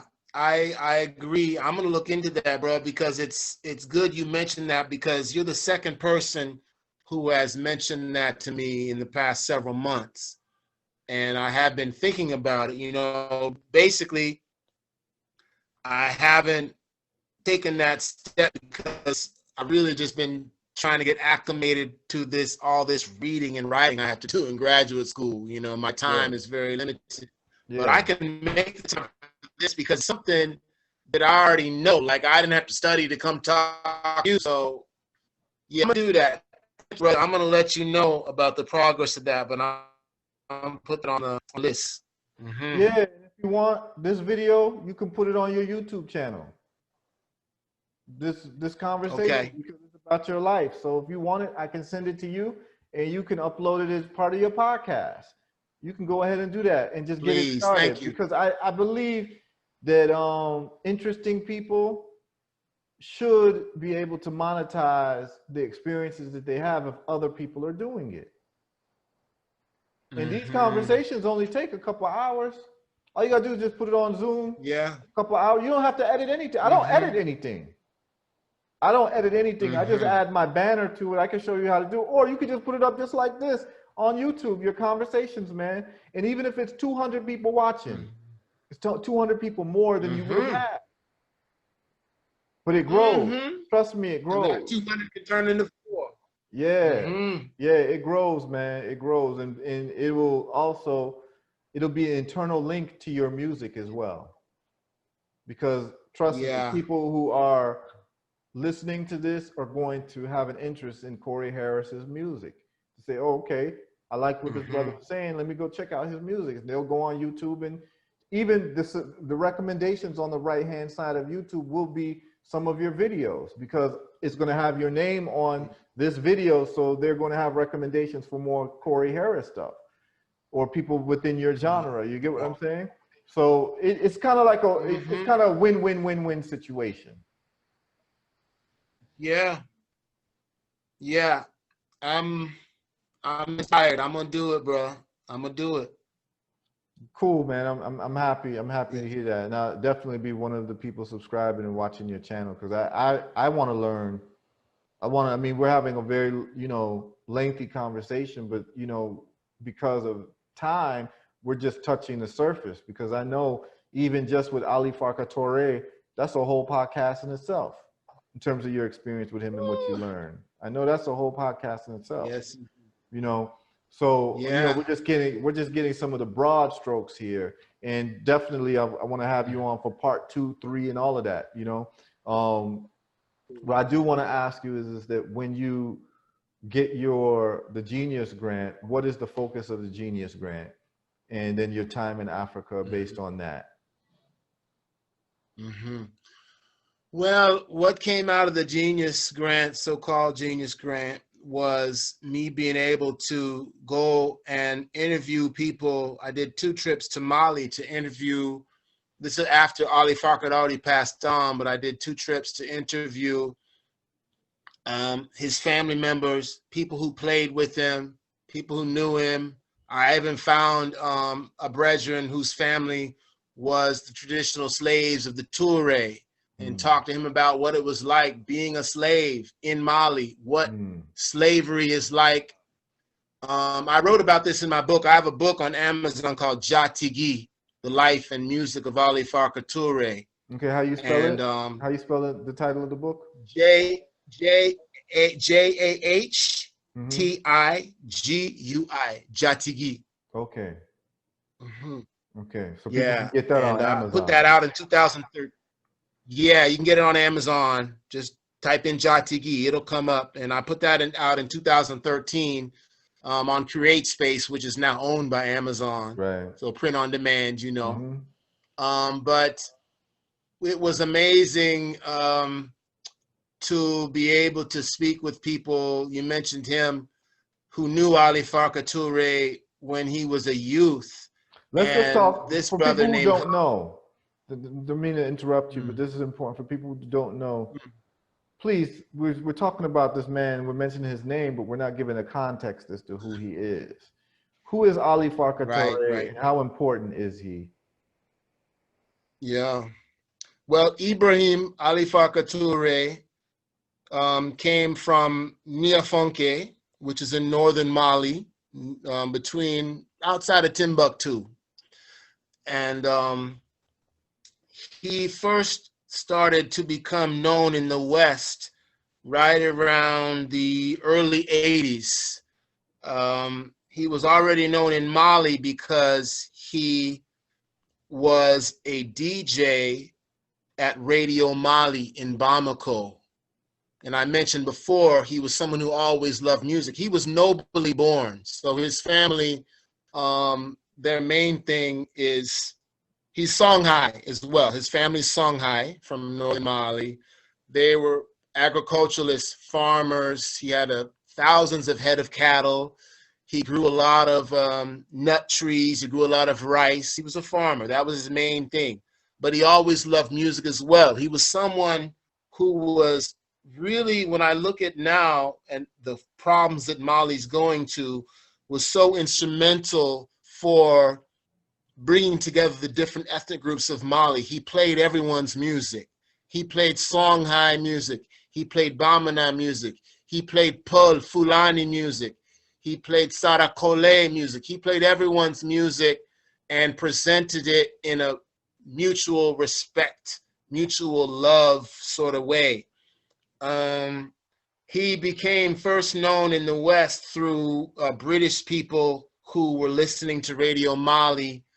Then they tracked him down, offered him some deals, and he started touring in Europe, touring in England. The first few tours, he got ripped off a lot by Europeans, but he worked his way up through the music industry, all the while doing farming in Mali and still, because that was his main thing. And then he got known in America mainly through his association with this white guy named Ry Cooder, who is a well-known musician, had a lot of links in Hollywood, scored a lot of Hollywood films in the 80s, 70s, and 80s. They put out a record called, I think it was called Talking Timbuktu, which earned a Grammy for them in 1994. So he traveled all around with Ry, and then after that, he was doing his own thing. He already had albums out before, but they weren't widely distributed. This was winning that Grammy really put him on the radar. So from that, he just was touring and really made a name for himself. He won another Grammy with Toumani Diabate for a record they did called Heart of the Moon before he passed away. Mm-hmm. But Ali Farka was someone who got a lot of press in the West as being an African blues man, which was the wrongest way to describe the brother, because as he would say, my music is much older than the blues. The blue is just a color to me. Mm. You know, what you all do comes from me, you know, mm-hmm. But Western white supremacist mind frame wanted to point him out as someone who learned from John Lee Hooker records. And right. They tried to make it like he learned from John Lee Hooker, but really, you know the story. Right. But even Ali told me, he said, you know, when he first heard John Lee Hooker, he said, well, this is something that comes from us. Where did he learn this culture? Mm. And he was amazed to realize that, wow, there's a whole movement of people in Mississippi that are playing more or less like Malians. Right. You know, when I first played him the music of Skip James, when we were putting together, planning for the record we did together, and I played in the song, he was like, oh yeah, that's our music. And I was like, well, no, actually that brother, it is your music, but that brother has never been to Mali, never really left Mississippi. He was blown away. Mm-hmm. You know, that must have been so really interesting conversations that you and him were having, and you being able to show him the music. Man. Yeah, that must have been some fascinating conversations, man. Fascinating, you know, and, you know, we talk a lot about, in this 21st century, a lot of us talk a lot about Moors and being Moorish. He was really a Moor, meaning his ancestors were the amalgam of soldiers from different nations who were in the employ of the Moroccan kingdom, mm-hmm. because northern Mali was an extension of the kingdom of Morocco at the time, mm-hmm. and you can even see it in their architecture and even the style of language that he speaks. The Arma, which is a type of Songhai, is like a Moorish influenced version of Songhai language, you know. So yeah, he taught me a lot, man. And it was amazing because he was only literate in Arabic, but he was someone who had a grasp of the last 1,000 years of our history in America and our history in the continent. I've never encountered it before, you know. So when you communicated with him, was it in French? In French, yeah. He didn't speak English. Yeah, so that French background, mm-hmm. French-speaking background you have really ended up helping you later on in life. Oh yeah, definitely. Mm-hmm. That's interesting. So tell me about your first time meeting him. And what were the circumstances of your first time meeting him? First time I met Ali Farka was at the 1994 New Orleans Jazz and Heritage Festival. It was very brief, but you met him in America. I just made it a point to come up. Yeah, in America, in New Orleans. He actually just finished playing with Ry Cooder. They played their set at the festival, and I went up and talked to him. And then I didn't meet him again. I played on a festival with him in Ireland, but we didn't actually cross paths at that time. So I didn't really meet him again until we did the Scorsese documentary with Sam Pollard in 2001 in Mali. Mm-hmm. And then through from 2001 to 2006 when he passed away, we kept in touch. Came back to Mali, did the record together. We ran into each other and spent some time in France. We were good friends. Mm-hmm.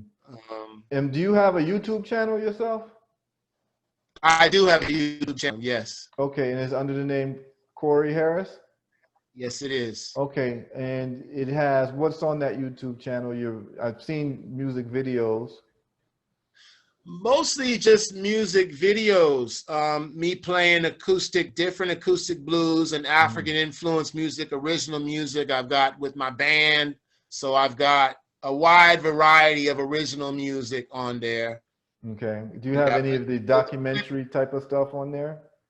No, I don't have any of the stuff with Mali because I don't have the rights to that. So with Ali Farka, I want to say. So yeah, it's mostly just like I said, me doing performance videos. Okay. And if anyone wants to see that documentary with Ali Farka, where can they see it? Just search my name with Ali Farka Toure's name on YouTube. It'll pop up. Okay. Now, the documentary itself, you have to purchase that. They only have excerpts on YouTube. Okay. The full documentary, as far as I know, I haven't seen it anywhere else but for sale. And what's the name of it? It's called Feel Like Going Home. Feel Like Going Home. Mm-hmm. Okay. Excellent. So you get the grant. You are in Mali. Mm. The exact purpose of the grant is, what is the exact purpose of the grant again?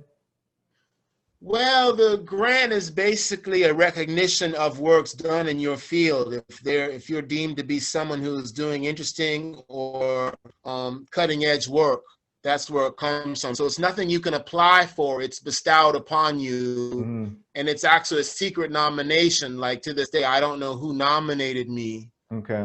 But how it works is once you're a MacArthur Fellow, they're in touch with you. And if you know someone who's doing great stuff, you can nominate them. Okay. So, okay. Yeah. So then you get the grant, and then, I know they give you a certain lump sum of money. And then are you supposed to do anything in return for that? Or that's just money to do whatever you want to do? Whatever you want to do. So I wrote the book and I bought some land in Guinea with what I got.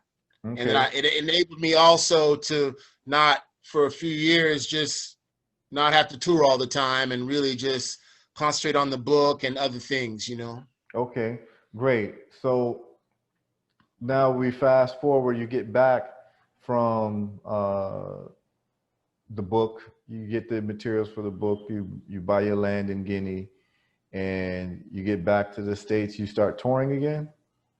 Mm-hmm. After a couple of years? Touring all the way through there, yep. Mm-hmm. Okay. Now you're in Italy. Now I'm in Italy. Let's talk about that. Wow. Okay. Well, we came over here in Italy in 2017. So we've been over here for 3 years. Originally, it was just, I had some work. There wasn't a whole lot of work in the States for me. I knew a booking agent over here in Italy who had some work for me. A place lined up for me to live, stay. So he was like, if you want, I can hook you up and you can work in Western Europe. So that's originally how I came over here. I came over here with my wife, my daughter, and my stepson. So it's the 4 of us over here right now. Okay, which part of Italy are you in? We're in a place called Abruzzo, which is on the Adriatic Sea, about 2.5 hours east of Rome. Okay. What's life like in Italy? Well, Italy has been very eye-opening because, I would encourage any Black person in America who has some sort of antipathy for immigrants or the immigrant experience to come and be an immigrant over here and get lumped in with all of our brethren and sistren from other parts of the continent and see how this U.S. passport don't mean nothing. So Italy is very racist, as we all know. And so not to say I haven't had some pleasant experiences, but in general, it's very racist, economically speaking, even though there are there's got to be at least 1 million Africans here, mostly from Senegal and Nigeria. Mm-hmm. But anytime you go to a city and you look for an African market, it's always going to be owned by a Bangladeshi or a Pakistani, never by an African. We are shut out economically here as a people. So Italy is more like a way station for Africans who want to do anything in Europe. Like they kind of end up just getting stuck here and getting caught up in the manual labor grind, because we're used by organized crime. The mafia employs a lot of us to work in the fields, picking all the vegetables.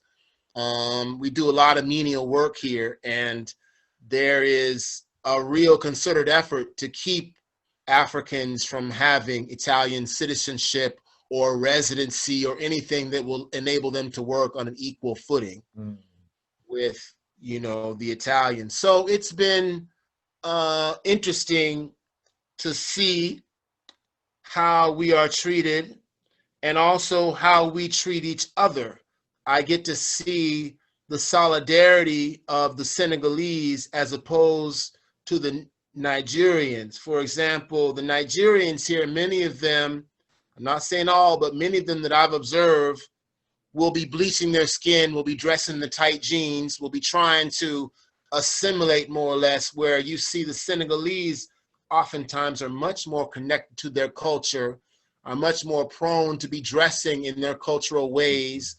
They're going to be speaking Wolof, you know, whereas a lot of the brethren and sisters from Nigeria are going to be speaking Pidgin, even though they have their own languages, you know. So it has been it's been a lot of upfront racism, you know, like you see a lot of times you go into a store, screw face right away.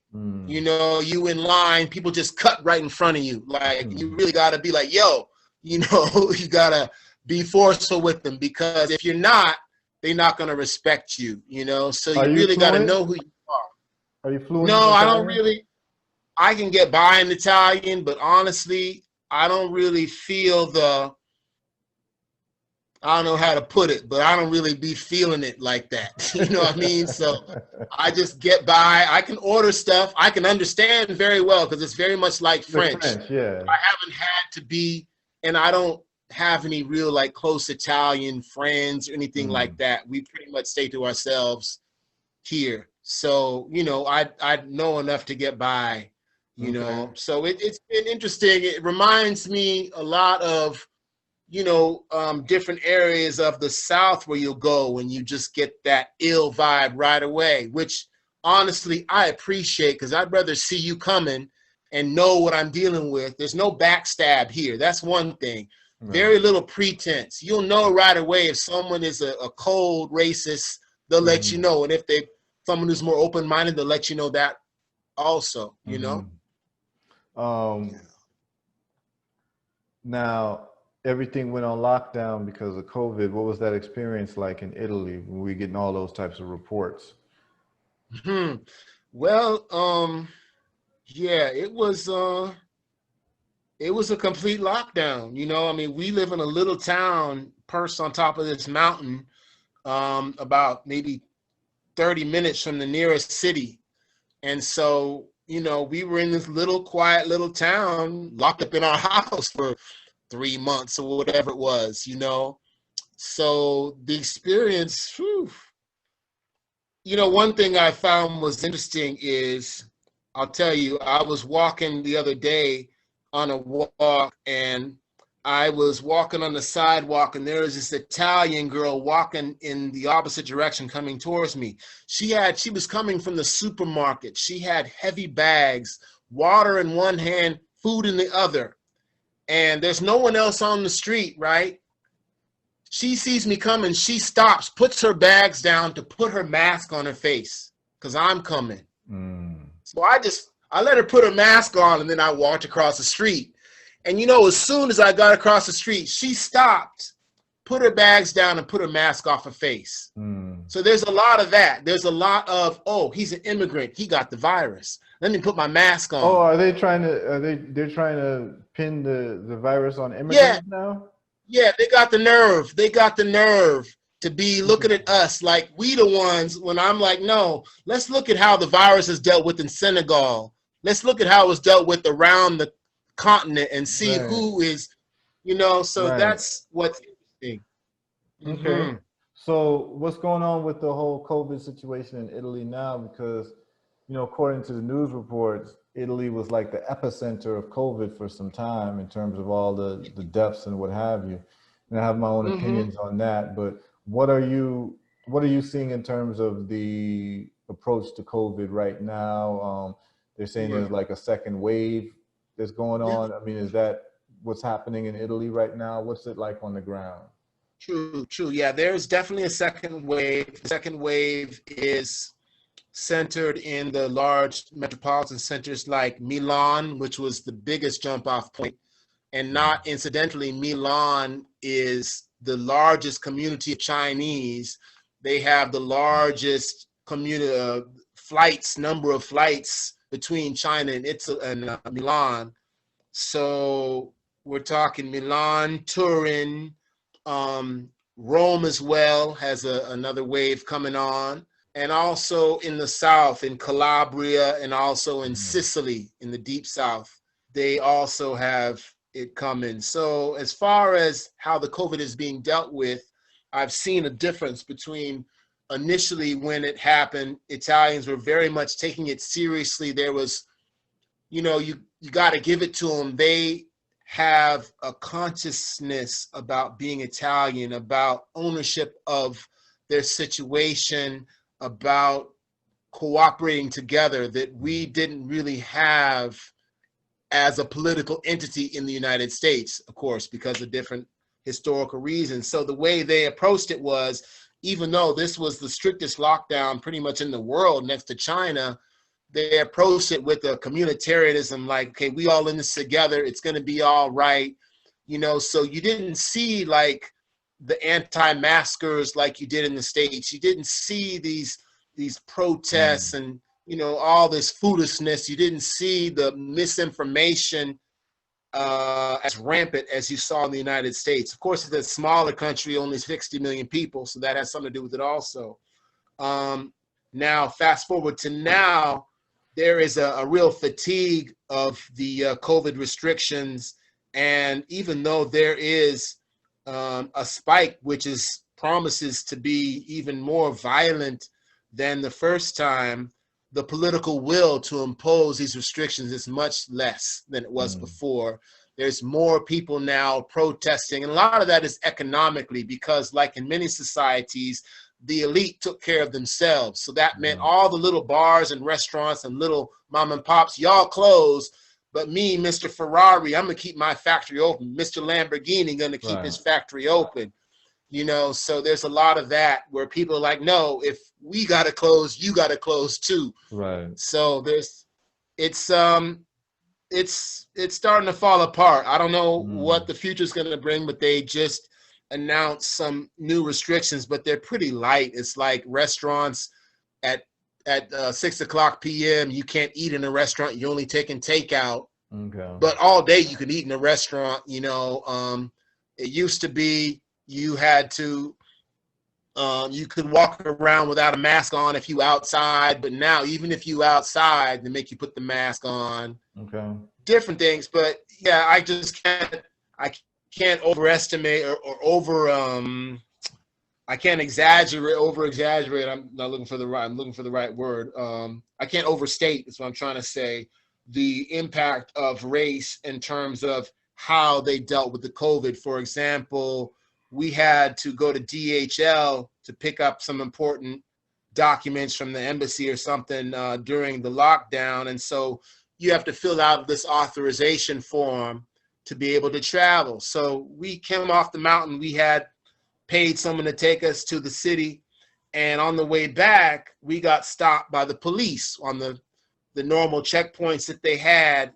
But they only stopped us, and because they saw it was a car with black people in it, and then they go through, even though we had the form and everything, they go through our car, they asked us all kind of questions. Meanwhile, all the Italians going by, they waving and smiling like, everything is great, so that is, the lockdown has been even more stressful, I think, for those people who are, you know, immigrants like ourselves, because Mhm. it is, these restrictions oftentimes are used to impose the racism. So, yeah, that's to be expected, right? At this point, we can Yeah. kind of predict these people in terms of how they Mm, react to us in our presence. Um, mm. what are they telling people in terms of like COVID treatments? Like, are there any like natural herbal treatments that they're trying to tell people, or preventative measures besides just washing your hands and wearing a mask? And then how does that juxtapose to what your family is might be doing? What approach are you taking in terms of your household if someone was to get COVID, or if anything at all? Right. Well, the approach that as far as natural remedies, I have not heard about any approach. They're on a very allopathic Western mindset over here, Mm-hmm. you know, so it's traditional. Well, I should say not traditional, but Right. the For accepted them, yeah. mode of dealing with, you know, as far as the family here, you know, we wash our hands, we wear the mask. We don't congregate with people anyway. We don't really go out Mm-hmm. talking about, you know, if we go, it's just to the store to get something, or we'll go out amongst ourselves. We might go to the beach, walk around. So, yeah. Okay. So what I would tell you, because you're in a place that's a flashpoint, based on research and experiments that I've done and Mm. scientific papers I looked at, I have a suggested protocol. So if you and your family Mm-hmm. were, anyone was to just to get start to feel sick, because it's an RNA virus. There's a Mm-hmm. lot of evidence showing that it was actually made in the laboratory through what they call um, proof of or gain of function research, right? And gain of function research is when you take a virus and you're trying to see how it would actually uh, act in the human body. It's called gain of function research, and that type of research has been banned in different parts of the world except for China. So in the United States, they've kind of How do you banned spell that? gain of function research. Uh-huh. That's what they do Okay. with viruses. So that's when they try to weaponize viruses, and they want to see how it acts in the human body. So you have to make genomic uh, alterations to the virus. Mm-hmm. Now you have different types of viruses. You have a DNA virus or an RNA virus. This is an RNA Mm-hmm. virus. And Mm-hmm. RNA viruses behave in a certain way in terms of replication. And so the way Mm-hmm. an RNA virus acts is a virus is just it's a piece of DNA, which is really just nucleic acid wrapped around a protein coating. So what happens Mm-hmm. is that it invades the cell. And when it gets into the cell, there is a part of the cell called an RNA polymerase, or which they call a Mm-hmm. replicase. And that Mm-hmm. replicase is responsible for replicating the virus. So that's how the Mm-hmm. virus actually replicates itself, is that it hijacks the Xerox machine of the cell, which is called the replicase. Okay? So I'm, I don't want to say I don't know why this is in public knowledge to everyone. I mean, I'm pretty clear why. It's clear that it's also a man-made disease because of the genomic structure of it, that is showing splicing in certain places that is only indicative of splicing that happens in laboratories, not in nature. So this is Mm-hmm. not a conspiracy theory, but many biologists have actually looked at this. And Mm-hmm. when you have something that was made in the laboratory, it's meant to survive in laboratory settings. So therefore, it survives in cool environments indoors. That's what a laboratory is. That's why you would see Mm-hmm. the numbers go down in the summertime, Mm-hmm. right? It's warmer, it's hotter, and people are outside more, so it's harder to transmit. It's harder for it to survive. That's why in the United States, you saw so many people dying in nursing homes from it. Okay. Now, the other side of it too is that most people are vitamin D deficient, particularly a lot of our people. So Yeah. that's why you started seeing a lot of disproportionate deaths with Black folks in the United States. And you will actually, when you get to look at the statistics of deaths throughout months in the United States, deaths of all causes, they dramatically increase during the months of December, January, and February. And that's what they call Mm-hmm. flu. That's what they call flu season. But it's not really flu Mm-hmm. season. It's low vitamin D season. And vitamin D, Mm-hmm. what they found about vitamin D is that it's actually the fuel for the immune system, not for strengthening the immune system, but to actually make the immune system smarter. And most of us have completely retarded immune systems because we're Mm-hmm. not getting enough vitamin D. We're not out in the sun like our ancestors used to be, like our grandparents used to be. We're indoors because people are working 9 to 5s and what have you. And then when it's cold, people are actually indoors a lot more with a lot less sunlight. So people have diminished levels of vitamin D. Their immune systems are not as intelligent as they're supposed to be, and they end up succumbing to these types of invasive viruses. Now, they did a study in Malaysia, and they did a post-mortem study, and they found that all of the people who died of COVID, 98% of them were vitamin D deficient. Mm-hmm. 98%. So there's a strong correlation between vitamin D deficiency and COVID deaths. So not that you won't get it, but will you be able to survive it? And that's why a lot of older people are susceptible to this, because their vitamin D levels are very low. They're not as active and they're not outdoors a lot. So that's number one. Number two, when it invades the cell and replicates in the cell, they found out that actually zinc stops the replication of the virus. Mm-hmm. It turns Yeah. off the replicase. But the problem is that Mm-hmm. zinc has two positive ion charges. So it's hard for zinc to enter the cell and go past the cell membrane. So it needs what you call a zinc ionophore. And so a zinc Mm-hmm. ionophore is something that helps it enter the cell. And the natural zinc ionophores is quercetin, which is onion skin extract, olive leaf Mm-hmm. extract, which you can get in Italy because they love olives there. So you can get olive leaf extract. You can get Mm-hmm. turmeric. Turmeric is a zinc ionophore. You can get thyme oil. You can get bay leaf oil. You can get, I have a list of zinc ionophores, and then also Artemisia, which they call Yes. sweet wormwood.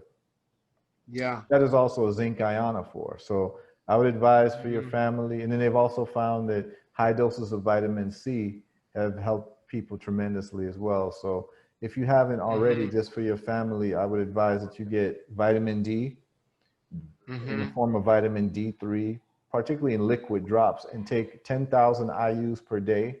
It'd be good if the vitamin D3 has K2 in it, because the K2 helps the extra calcium that's generated from vitamin D intake to actually deposit it into your bones, because you get higher calcium production, but it may end up in your kidneys where you get kidney stones. But when you have K2 added to D3, the deposits of vitamin D will actually go to the bones, not anywhere else. Mm-hmm. So you should get a Mm-hmm. D3, a liquid D3 supplement with K2, and Mm-hmm. take 10,000 IUs per day.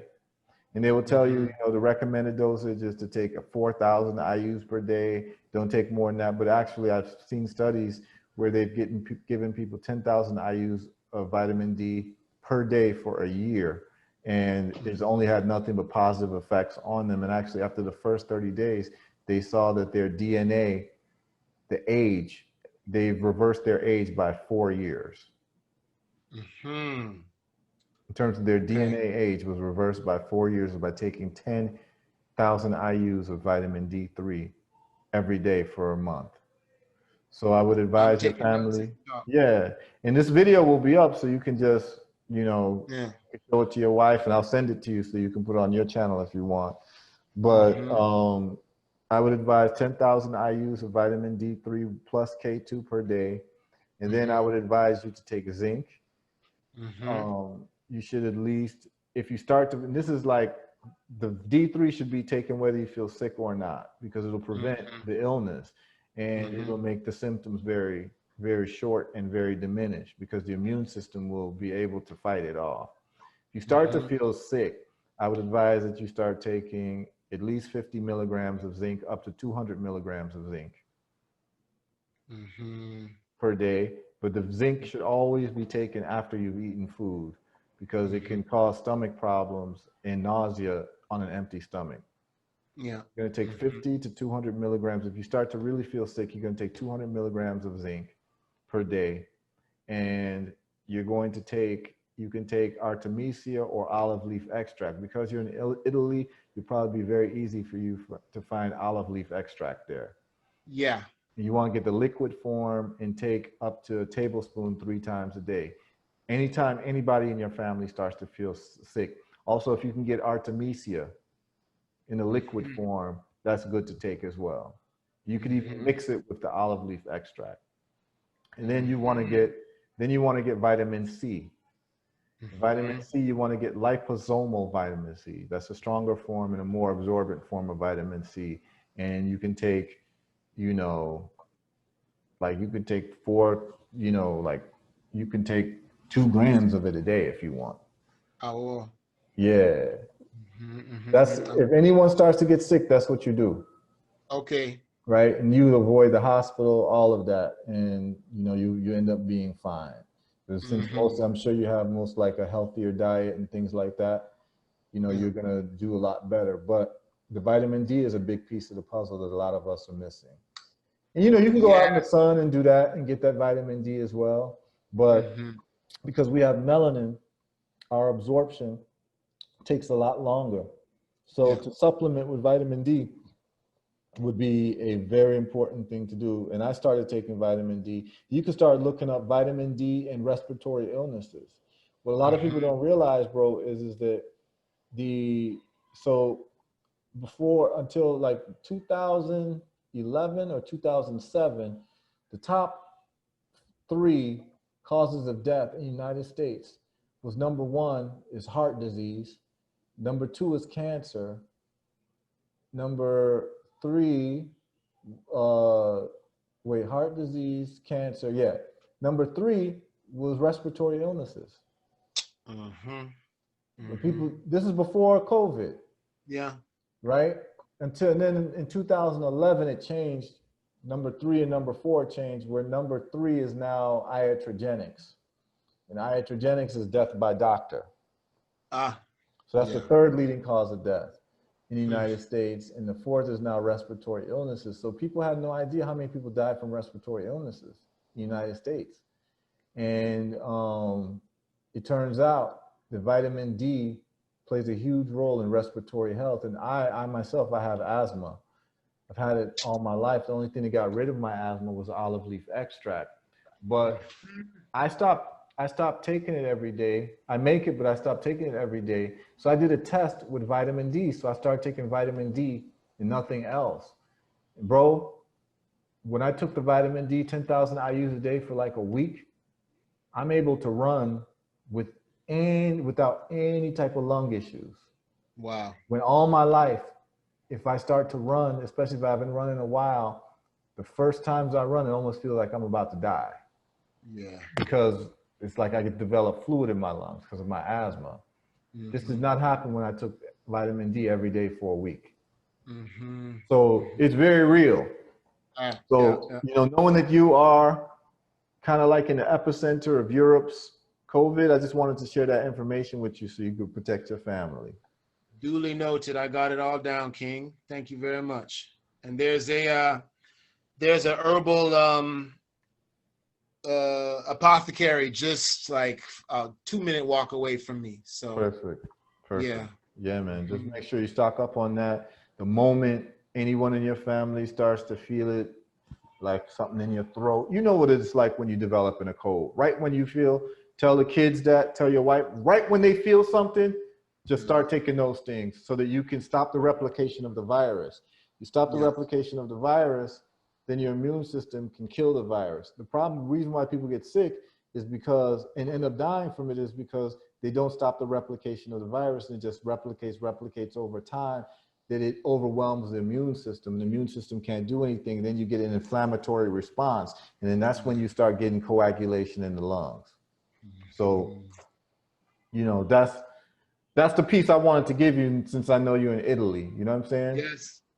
Give thanks. Give Yeah, thanks. bro. So is there anything else you want to touch on? How can people reach you?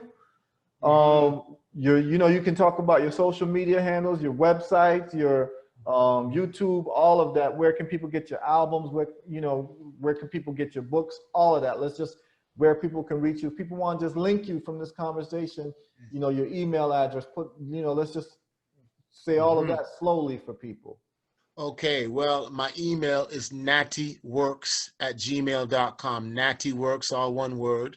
Natty NATTYWORKS. Okay. Also, I'm Nattyworks on Instagram as well. Okay. So find me there. I post a lot of music. I make a lot of t-shirts. I do Okay. t-shirt design. So I have a store on Teespring under the name Natty Works as well. Okay. On Facebook, it's Corey Harris. On YouTube, Corey Harris. On Twitter, it's Corey Harris Band.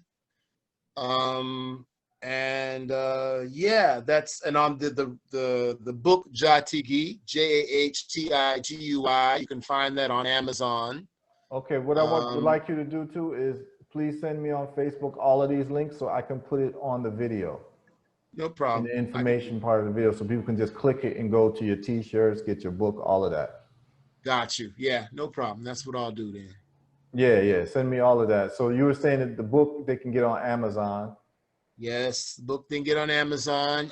As far as my music, you can find me on well, of course, Spotify, of course. What else? That's really about it. As far as I'm just getting together a Bandcamp page, Okay. so that'll be up very soon.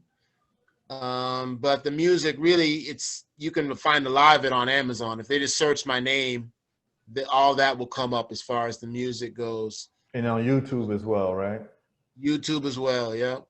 Okay, cool. And so what I want to ask people as we're closing out, make sure as you close out, the people watching this, because you're on YouTube watching this, after this, I need you to put in Corey Harris and put in, you know, Corey Harris music and watch one video from the brother so that you get to know more about what the brother's doing. You've heard a lengthy conversation. Now it's time for you to hear his music, to understand how he expresses himself musically. And trust me, you won't be disappointed. You will be very, very, very, very, very moved.